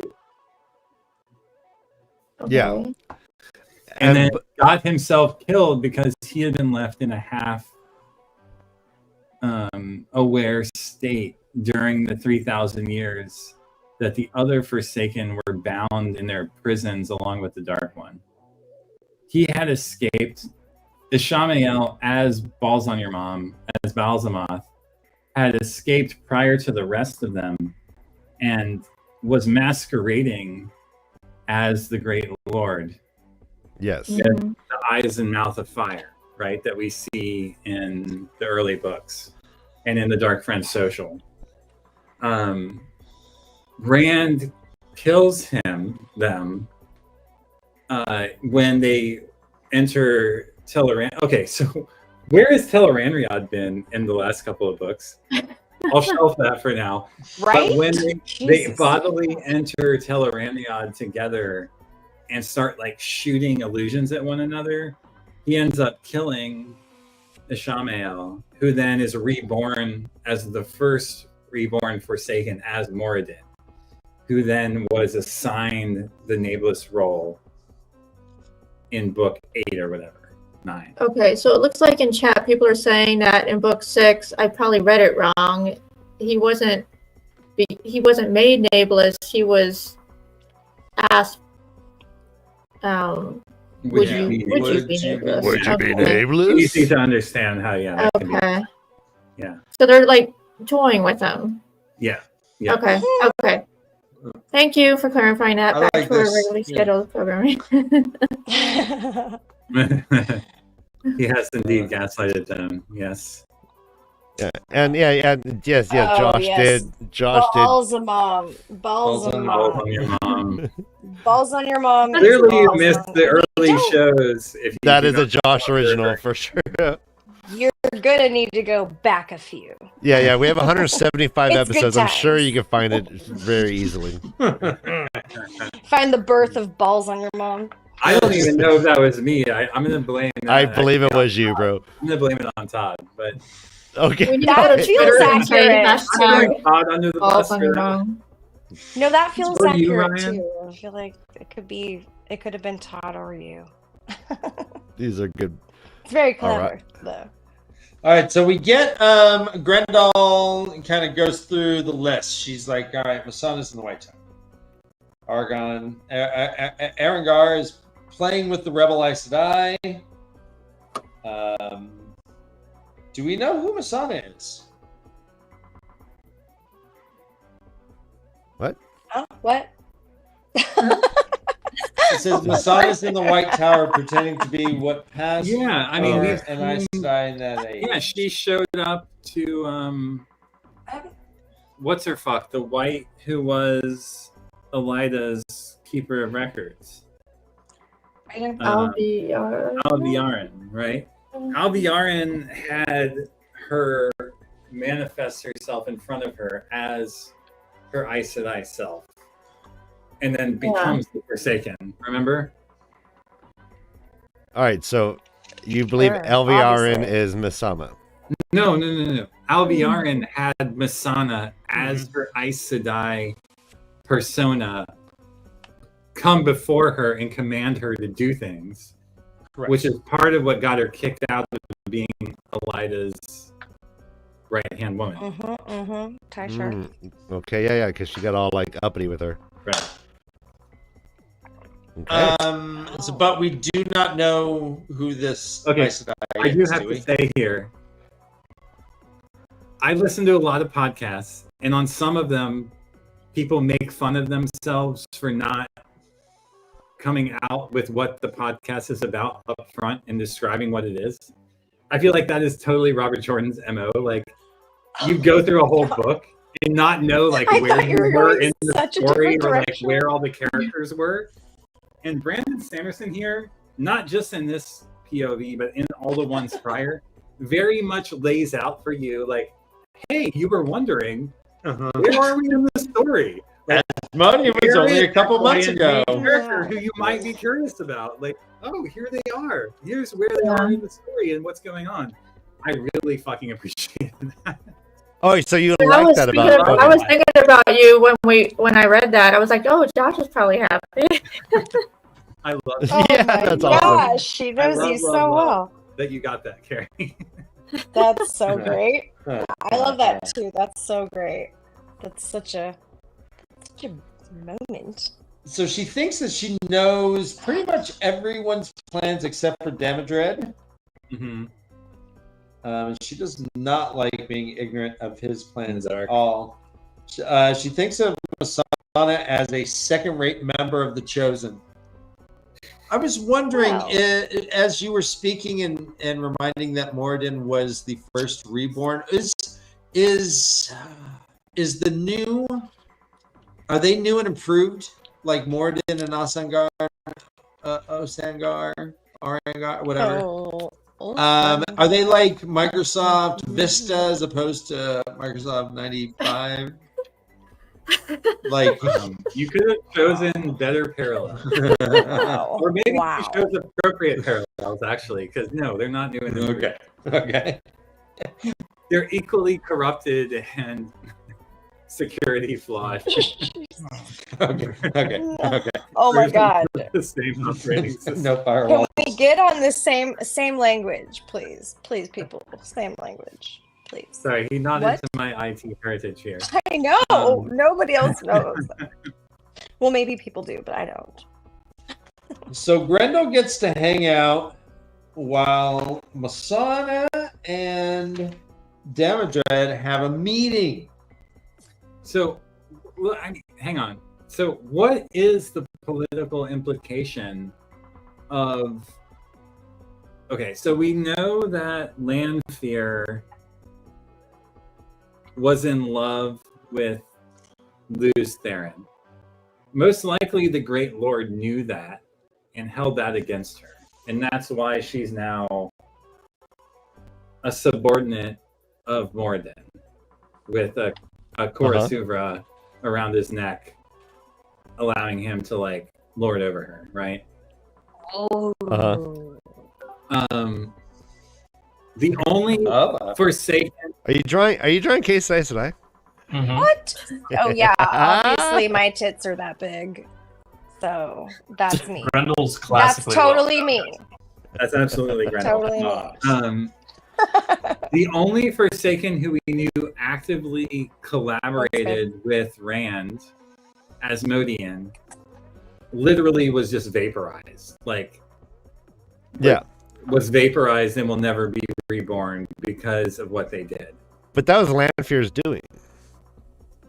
Ish. I mean, Asmodean chose to be his bard and go along with. I mean, it's not like Rand had him fucking shielded.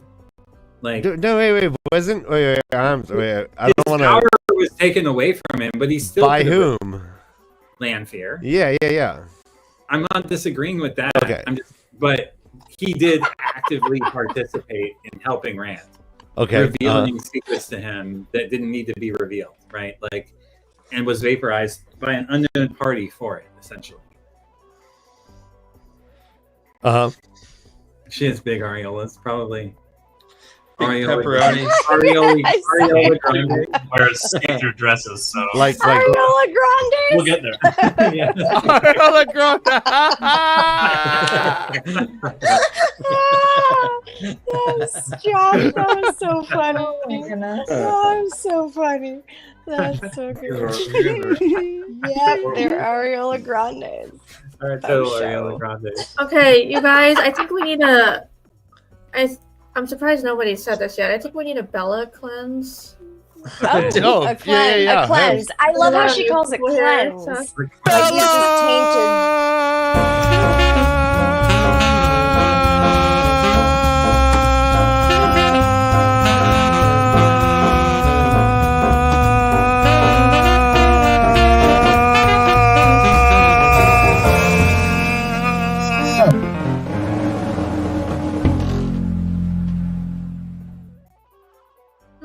Thank you. Yes, and please present your Bella. Oh, jeez. You too could have a Bella. Bella. We need to sell Bella candles on our website, We brother. need to, I know, we need to wish. recreate You guys, this I found, candle. if you don't know the story, I found this at a thrift store, and I'm like, that was Bella. So I had And to go it's a back. candle. The first time I didn't It is light her, so I lovely. went back and found her. I So want it. it's a candle, but I'm never gonna light her. Yes, if you didn't hear that whole story, she left Bella alone though, and then went back and rescued her like a hero. No, you're Yeah, a hero. you were yeah. And at first, I You're a went to find hero. her, You but rescued her. somebody moved her further down the shelf, but she was still there. Oh, yeah. Well, that must have been a scary moment. I feel like. So they're talking here with Morden about the capture of Semiraj. Capture of Semiraj just happened. Like just happened.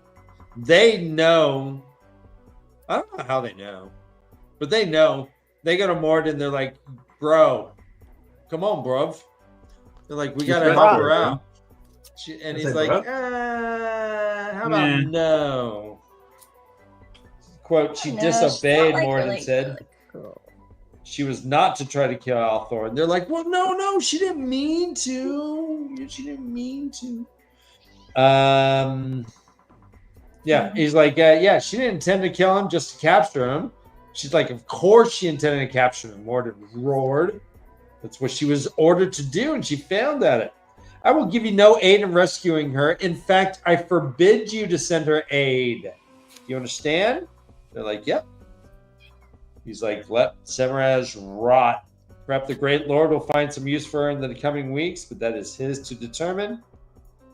Says, all right, tell me what's up. She's like, White Tower's good. Demodard says, I have my army and we're ready. That's it. Quote, my rule is secure, Demodard said simply. I gather for war, we will be ready. And he's like, okay, you guys can split. And so they leave, and he's like, so Grendel, how was that power move? He's like standing over by the mantle. It's important that he doesn't look at her ever. He's standing by the mantle, and he seems to be pained by his hand. Mm-hmm. Which he I flexes was his so left hand. fucking happy to see that. Morden looked down. Talk more about that. Sure that they're connected. That he and Rand are bound by their balefire, like that we've been positing this whole time. We haven't had it validated, other than Rand seeing a face that he recognized. Mm-hmm. Morden looked down, pickup, flexing his left hand as if it were stiff. Grendel caught a really hint of pain in Hubba. his expression. Yeah, this really sealed for I me that missed they- this when I read it. Oh my god. Yeah, that's great, Josh.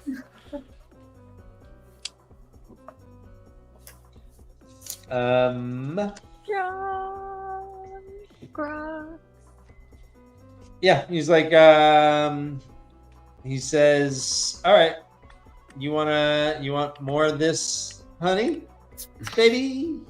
I got the sugar. He's like, did you glean much from what you heard? And she's like, I gleaned. No, I fucking glean. Yeah. All I do is glean. I glean. She's like, said, I gave you leave to listen to the other two as a reward. Today was a taste of the privileges you might enjoy. And he says, serve him in this. Althor moves for Eridomen. He is to live unharmed until he can face me at that last day, but he must not be allowed to make peace in your lands. He will attempt to restore order. You must find ways to prevent that from happening. Let the Lord of Chaos rule. It's like, done, baby. It's like, oh, and Grendel? The end is near. And actually, here's what he says here. He says, the wheel has groaned its final rotation. The clock has lost its spring. The serpent heaves its final gasp. He must know pain of heart. He must know frustration. He must know anguish. Bring these to him and you will be rewarded. She's like, easy peasy lemon squeezy. I'm Grendel, y'all. It's what I do. It's what I do. And then she goes off to plot, and then we have a final point of view that's Rodell and Aralde. But anything, let's talk about Grendel, guys. What do you want to? What's this part where he said the Great Lord approved of your initiative? What was her initiative? It's a good point. Ooh, yeah, good question. I thought it was her seeking out the other, trying to understand the other relationships between the Forsaken. So basically acting as a spy and keeping tabs on what's going on. Yeah. Okay. All right, real quickly, Whiteman Wilds, I won't pop your comment on because we'll get demonetized, but that might be also true.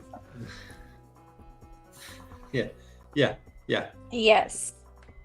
The connection is real. That is very possible. You know, if you have to work all day, but if you're like just Moradin, like hanging out in a palace, and that just happens, Yeah, it's fine. that's fine. Yeah. It's a I don't bonus. see any problem with that. That's being human. It's a boner. I know, but It's a boner. it's a boner. But if you're like, you know, working as a crossing guard and you're in the middle of like helping children cross the road, that's not going to help. Oh. Which we know that's what he does in his spare time. All right, this case side drawing is just amazing. I'm really impressed. Oh my god! In my Mohawk days. All right, Dan. Are we in between Although it kind of chapters looks like right me now? tonight. Without. We're still in the prologue. All right, yeah. Let me know when we have a little chance for something special. One more POV, which is There's this and then the prophet. Rodella. Oh, two more. Rodella, Duralde, and then the prophet. Right? This one is basic. It's he's just looking at. You're basic, Dan. Yeah. Oh my god! Josh called you basic. Yeah. Well. Yeah. Because he's so acidic. I see. So you're. Yeah. Holy shit! Chemistry basic. Nerd jokes, Dan. I love it. That was the ultimate nerd joke. Yeah. I got it. Oh my god. He was Rodell's watching Shanshan, 150,000 Shanshan riding into a city called what? Darluna? Is it Darluna? Yeah. Darluna. Where the hell is Darluna on the map? Can somebody Ooh. pull up the map? Hey, let's pull up the map we have handy that we don't have handy. Geography. I don't know. If Tom was here, he'd pull up his map and his little felt self and point it out for us. I don't know. Tom! Come back! Wait, who's Tom? Who's that? Tom? I don't know Tom. Does it describe where it's located? I think it's in like Eridomen. Yeah. It's in southern Eridomen, which is the wiki is saying. Is that where Rand is hiding in Arizona? Right? Mm-hmm. Isn't it? Yes. And Ooh. Grendel. I did not pick up on that. I don't know if it's relevant. I'm just. No, So- what? Yes. Yeah, it's probably relevant that 150,000 troops are going to be closing in on Rand. That sounds pretty relevant to me. No, it's fine. It's fine. No, they're gonna Fine, die. it's it. They're dead. Rodell's They- got they it. fell It's into a fine. trap. They fell It's into a trap. fine. This is fine. The battle began. That's all. And then we get the prophet. I mean, anything about Rodell that you wanted to talk about, Carrie?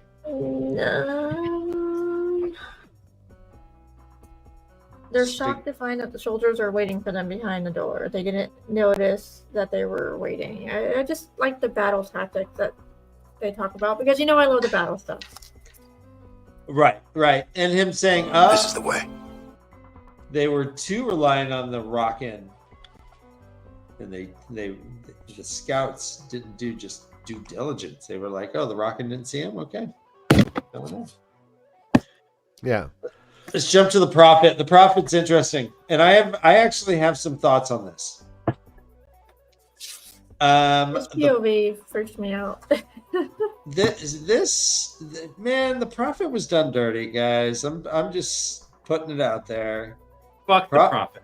Prophet was all about love. He's leaving. He was just an hour outside of this whole thing that he had left Perrin. He flees. His men got wiped out, as was Perrin's plan, that when the Shido had to flee, they were going to go and wipe out all of the prophet's men. Job done.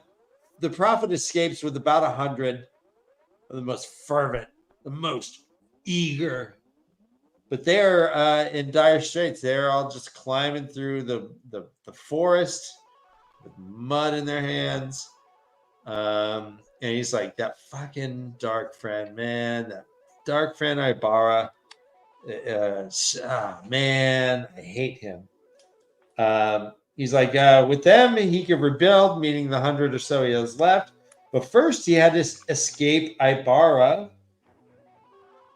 And he says that indeed, just as all men were reborn into the pattern, so had Massima been reborn. He had cast off his old profane life and had become the prophet. Then there's a quiet voice that says, hello, Massima. He's like, oh, it's Bael Abara, wife of the shadow spawn Perrin Abara. He says, take her. All her friends have bows and arrows. They wipe out all like the prophet's people. He gets an arrow. In the knee? Right. He would have been an adventurer like yourself. And then she pulls out a knife. She says, thank you for helping to assault Malden Massima. Then she reached up and rammed that knife into his heart. Here is the only Taishar I have in this prologue. Quote, hot on his chest. See, that's weak as shit. No. Oh, Ryan, you didn't... Joe. Yeah. You didn't... No, I don't. That doesn't rise to the level, Dan. Hot on his chest. Oh, right. no. Okay, they say no. Fine. Then I won't. I won't. You got to do better than I that. was saving my sip for this, but so yeah. And he says, so he hears, sometimes a wife must do what a husband cannot. He heard All right. Bael tell the women. That is a Taishar. Oh. Wow. It is a dark thing we did this day, but necessary. Let no one speak of it to my husband. He must never know. Her voice grew distant. The prophet fell. Says, did I do well, Father, or did I fail? There was no answer, and he joined with the void. Or did I tumbling into- fail? Good one. All right. That was it. Yep. All right, so yeah, what do we? All right, so this is a huge moment. This guy has been like pestering the lands for quite a long time. He's been a thorn in Perrin's side, and this is the first time. You know, I mean, it kind of okay. So it's a little frustrating that he was literally like plotting to kill Perrin in his mind.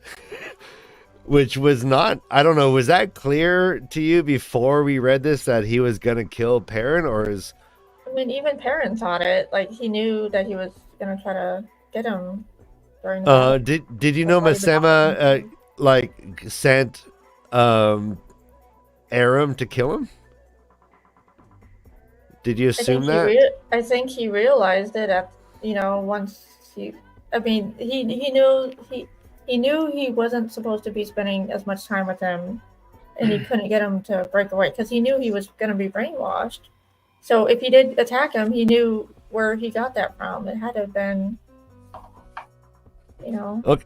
So how do we? So how do we? Are we stoked? Are we like, yes, go Fael? Like this part shocked me. I was not expecting it at all. Yeah, neither did I. Yeah. I told you I started to like Fael a little bit more when she was captured, because when we first got introduced to her, I couldn't stand the crap out of her. But now I feel like I like her even more. Like, she's such a badass. Yes. Yeah. So if you want to get on Carrie's side, just do some sort of epic battle. Just kill someone in an epic way, and Carrie's like, yes. Not even self-defense, just murder. She appreciates a good fighter. Just a dagger right to the heart. All right, so what do you think, Kay? When you read this, what were your thoughts? I mean, I was super shocked that this happened. It was all such an adjustment to the way, like the rhythm of this. I feel like it was so different than what we've gotten from Robert Jordan so far. So it's just, I don't know. It was just weird that so much happened, like so specifically, and like such a big epic moment. I don't know. It felt kind of abrupt, but like also okay, necessary. Let's move the story along. So I don't. Yeah, it was just a lot. Well, let's keep in mind that Massima never talked to Rand. Ever. Massimo was a self-prescribed self-proclaimed champion of the Dragon Reborn who never, ever, ever talked to Rand, abused his power, let his he's sort of like a negative image of Robin Hood. Well, here's where we should have. Massima. Wait. Absolutely like a negative. He's like a reverse Robin Hood, right? Stealing from those who have not to give to himself. Wait. What did he take though? He was impoverished. He didn't like wear any gold and jewelry. Yeah, but his people would go and just steal food from whoever was in the land that they were in. And if they didn't pledge allegiance to the Dragon Reborn, they would be scalped or killed. Hey, Josh, there's a black cat that just crossed in the back of your screen. I don't know if that's good or bad luck. He had psychos who were his followers. So, he was a fucked up. I mean, we see it in the way that Sanderson writes this passage. Like, he was delusional. Here's what it says here, though. And here's where I think we should have a little empathy. It says, quote, "The dragon had appeared to him the night before the attack, appeared in glory, a figure of light, glowing in the air in shimmering robes. Kill Perrin Ibarra, the dragon had commanded. Kill him." And so the prophet had sent his very best tool. So what the fuck is that? Why would that make me feel empathy for him? He's either insane or he's being manipulated by the Great Lord. Well, either way, he is not. But he's human. Like, this illustrated how human he is. Fael still plants a dagger into his heart. She also plants a dagger into fucking Roland's heart. and we didn't feel bad about that. We cheered her on. Why would this be any fucking different? I mean, Parent killed Roland, but yeah. Okay, not Roland, but they killed the other two people who had been helping them. She certainly didn't help Roland by saying, "No, Perrin, don't kill him." Well, but Perrin's and Roland was hand-to-hand combat, self-defense. This was they stalked an hour after they left. Fael shows up with her like mean girls, and they all just kill them all. I mean, and this is sort of this is 100 people. 100 people. And this is the corollary of Perrin saying, "What a woman experiences does not have to be told to me. It's her burden to bear." Thank you for noticing all those years. Exactly. Yes. Yes. I love it. I know. So 100 people. Dude, Massima has been asking for this shit. He sent Aram a fucking to kill Perrin, yeah. A reverted Tinker to kill Perrin. This is not the way. This is Ruby Ridge. Fucking shit. He had never met the Dragon Reborn. He had his own agenda that he was living through in this delusion that the Dragon Reborn was the thing that he... I mean, look, there are many false prophets in the world. Massima is the perfection of the expression of that. Yes. Yeah. A person living the life of believing they're doing the right thing for a mission that they have nothing to do with. So what do you think is this whole narrative? So what is this whole like being told by like he thought Rand was telling him to kill Perrin? What is that? Do you think that's a dark one? It's either mental illness or being manipulated by the Great Lord. Do you think he's been manipulated by the Great Lord the entire time? We have no textual evidence for that. You're I think right. it seems far more likely that he's just insane. But sure, I mean, potentially. Now, if you're okay,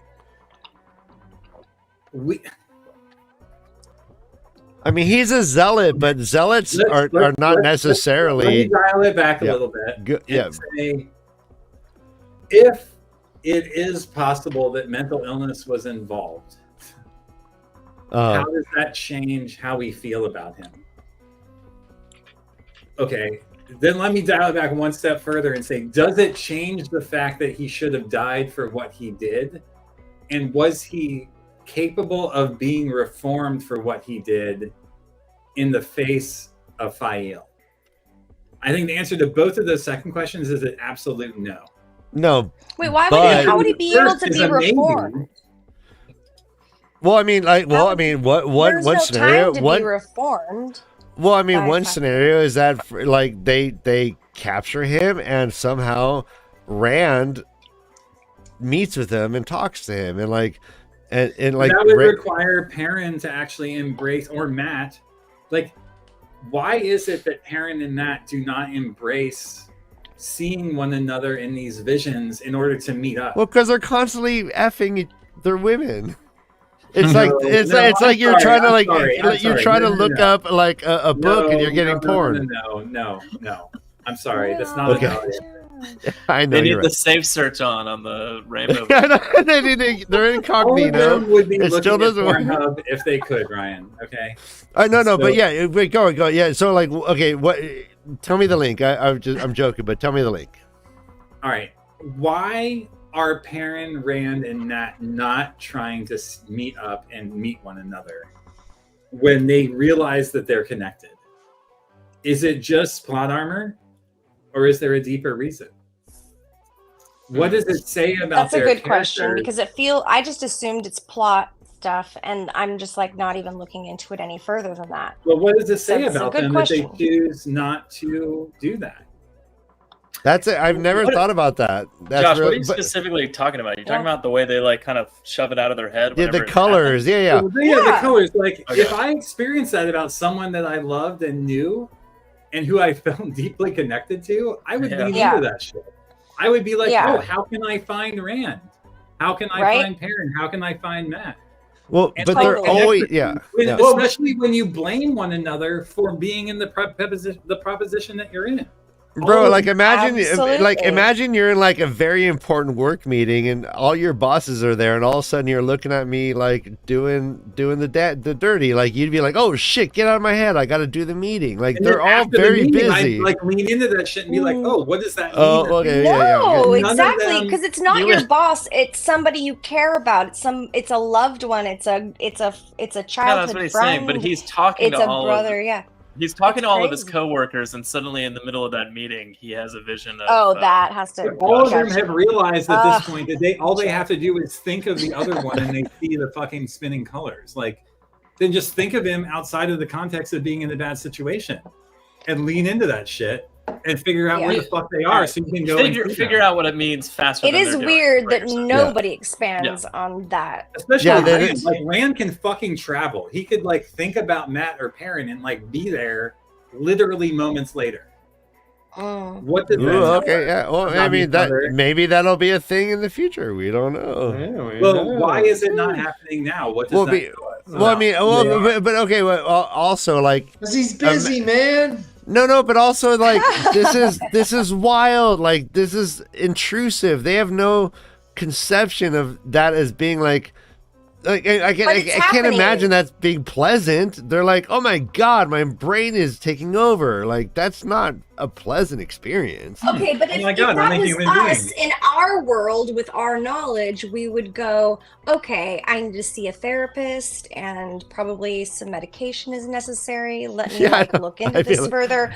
But I in need their a med world, adjustment. it should, to me, the perspective shift already should be there to meet this expectation of these wild things that are happening. So for me, I agree with Josh in the way that they should be seeing these things and expanding on these thoughts in those POVs, because like your perspective should already be there in a way that understands this world in that way, and then you can go, okay, this is definitely not mental illness.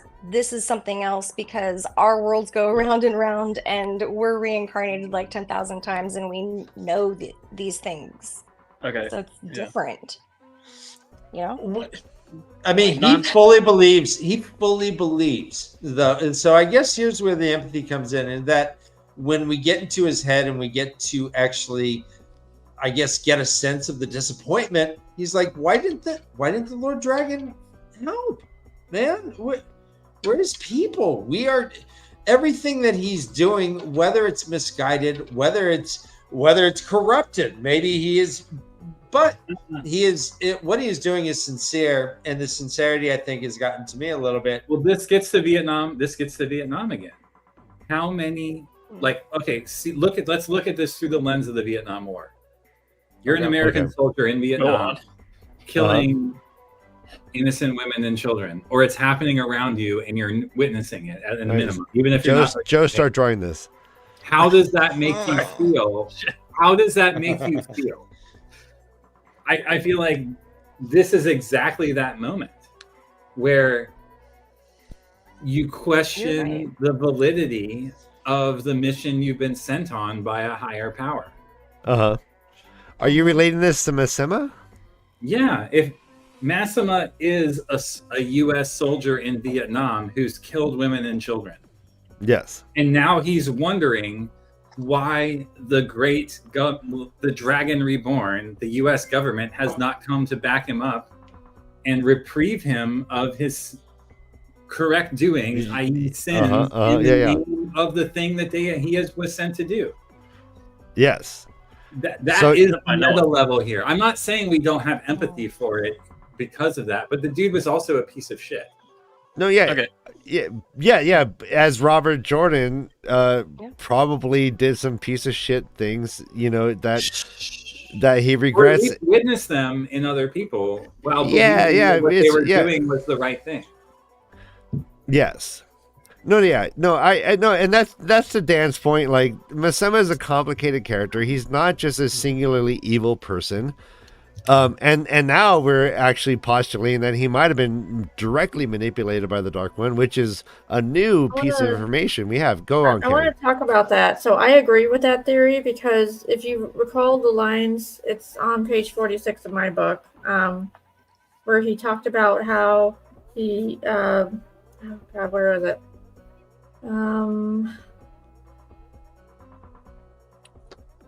The part where he talked about he couldn't remember his former self, Yeah. Yeah. like memories of a former life. Could this be one of the people that the Great Lord took and put in another body? Ooh. Like, Or similar it to be Pat like- and Fane, where they were like, what was the word that he used? Distilled. Distilled by the Great Lord. Yeah. He describes it. He says the prophet could remember a time when he had been called something else, Messima. Those days were growing very blurry to him, like memories from a former life. Oh shit! All right, Moonshadow is fucking breaking my brain here. Masema was one of the guards who watched over Pat and Fane and Shinar. Very possibly got corrupted by him. Wow. Yep. Wow. Okay, that's a level I've not taken it to. Pat and Fane. It's all roads go back to Pat and fucking It's all Fane. about Fane, man. Jeez. It's hot on his chest. All right, so but yeah, Yes. like okay, so yeah, but okay, so Fail is badass. She and her child Fail or whatever, they take him out. She says, "Do not tell Perrin." What do we think of that? Perrin must not know about this. Yeah. What do we think of that decision? Carrie. Well, I mean, it's similar to what she experienced when she was Gaishan. Like, what happens there stays there. I mean, she doesn't want him to know this other side of her. He Is thinks that she's yeah? innocent, and she's not. She's More not. than No. one It's unfinished business. Yeah. Do you think this is a response to being captured? Like, do you think like this is a character like development from that whole experience, or would she have done this regardless of her captivity? And bonus points for Puppy. Thank you. I think bonus she would have points. done it regardless. I mean, she knows that he's a thorn in her husband's side, and she wants to take him out, man. Also, she did not know that Perrin like lopped some Aiel man's arm off. She doesn't know any of that shit too. So he's got his own secrets. Okay, this is fascinating. he's done some shit. Yeah. Yeah. All right, yeah. Like, so do you think if she told him that he would like, what, like, leave her? Like, what do you think of the consequences if she said, "Hey, by the way, I just fucking took out Masema for you"? I think it would screw with his ego and his confidence. I don't know. I mean, I love this idea. I like that, Carrie. I love this idea of Mordith or Pat and Fane become like Ordith, which means wormwood, is a hallucinogen.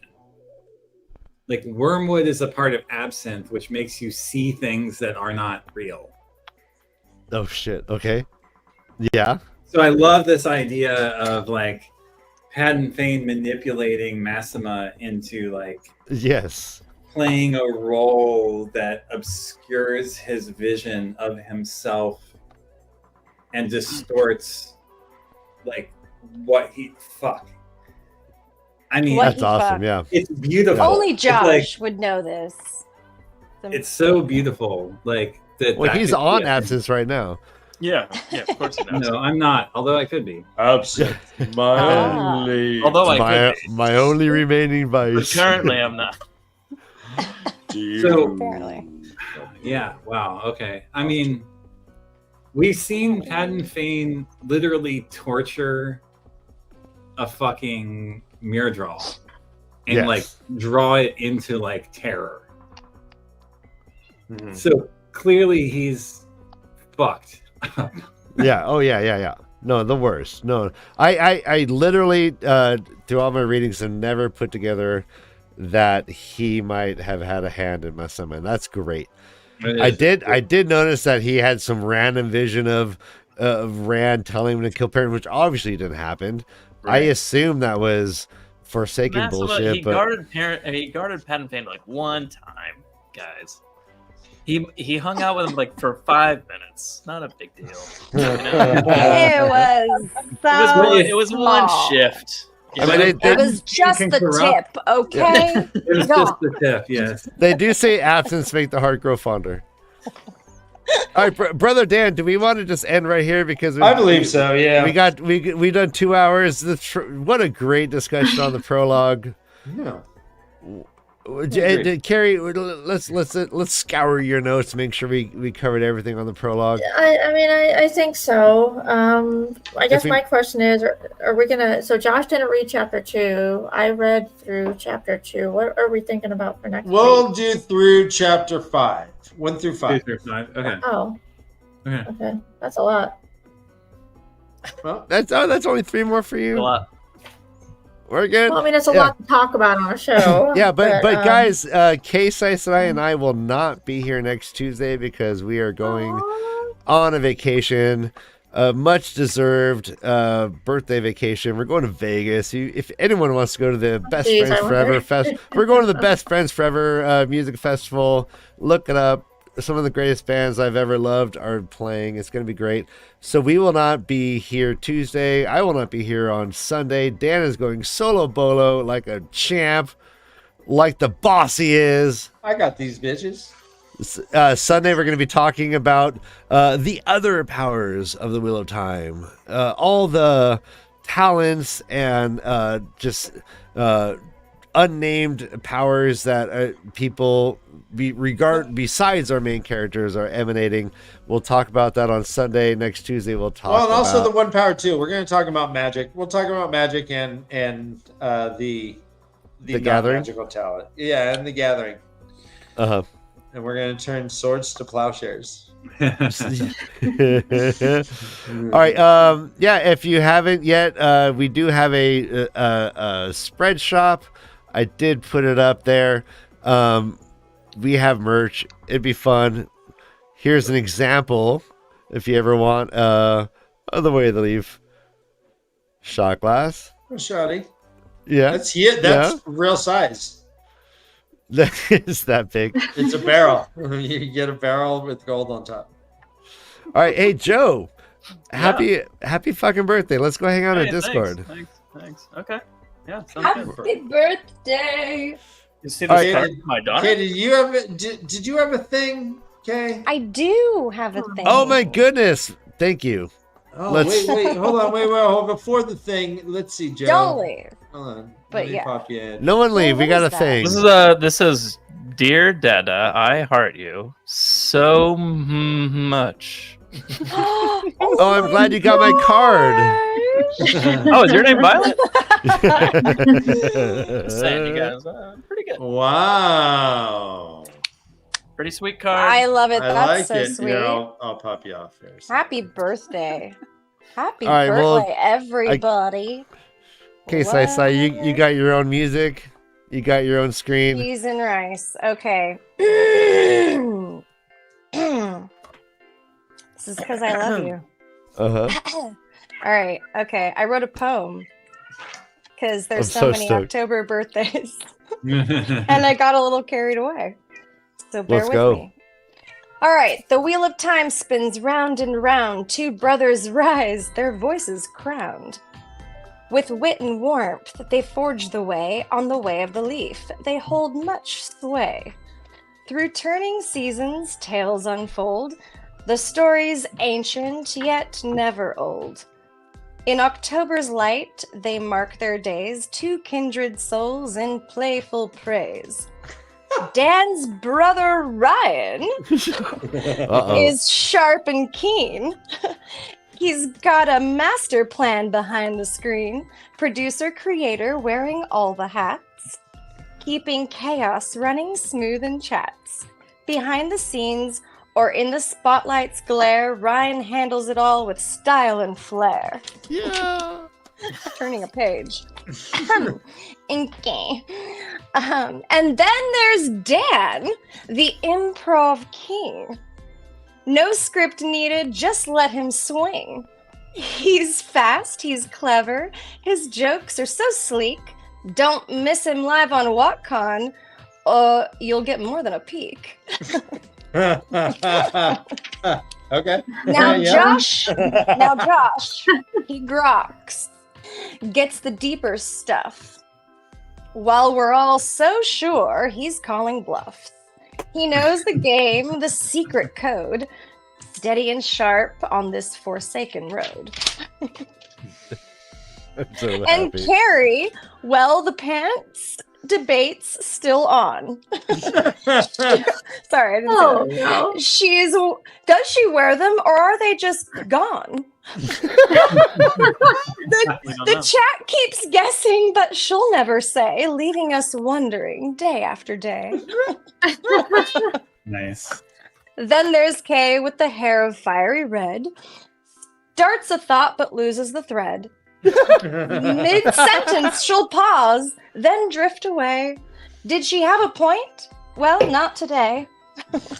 And let's not forget the talented Joe, an artist whose drawings steal the show on the way of the leaf. He brings scenes to life, sketching the battles, the joy, and the strife. Joe's twatcast paved the way long ago, inspiring the puppets to let their own show grow. Now fans and Drink. friends, their talents combined. Nice. Together, they make the wheel unwind. We laugh, we banter. Oh no, it's not done. I'm I sorry. turned the page again. Yeah, no, you just hold I there thought a you were hot closing. sec. I spent a long time on No, this. I'm here, I'm here You'll for it. know. What are you You'll doing? know. Okay. Okay. We laugh, we banter. This crew's the best, lighting up the show with every jest. A bow and a curtsy to you all, if I may.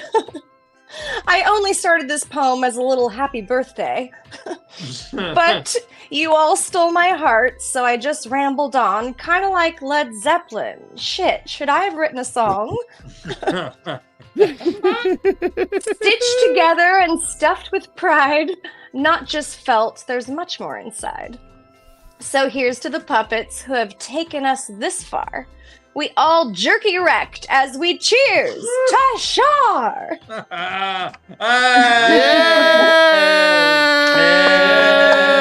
Thank you! Thank you, puppets. That was so good. Oh my god. Oh, Sorry, it was like, really long. I got, like I said, carried away.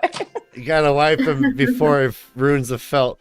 Oh, That was wonderformal. holy schmoly. You want to Bravo. post it in the poem Discord channel. Oh, exactly. Oh, I forgot there was All right, one. speaking Thank of you, Carrie. Discord, we're all going to be hanging out there.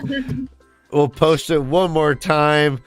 Please join us. We're going to be hanging out for just a little bit or And happy more. birthday, you guys. We love Come you. take shots with us. Yeah. Yeah, Celebrate. everyone, you know what to do. Run for your lives, because this is the way of the leaf. Yeah.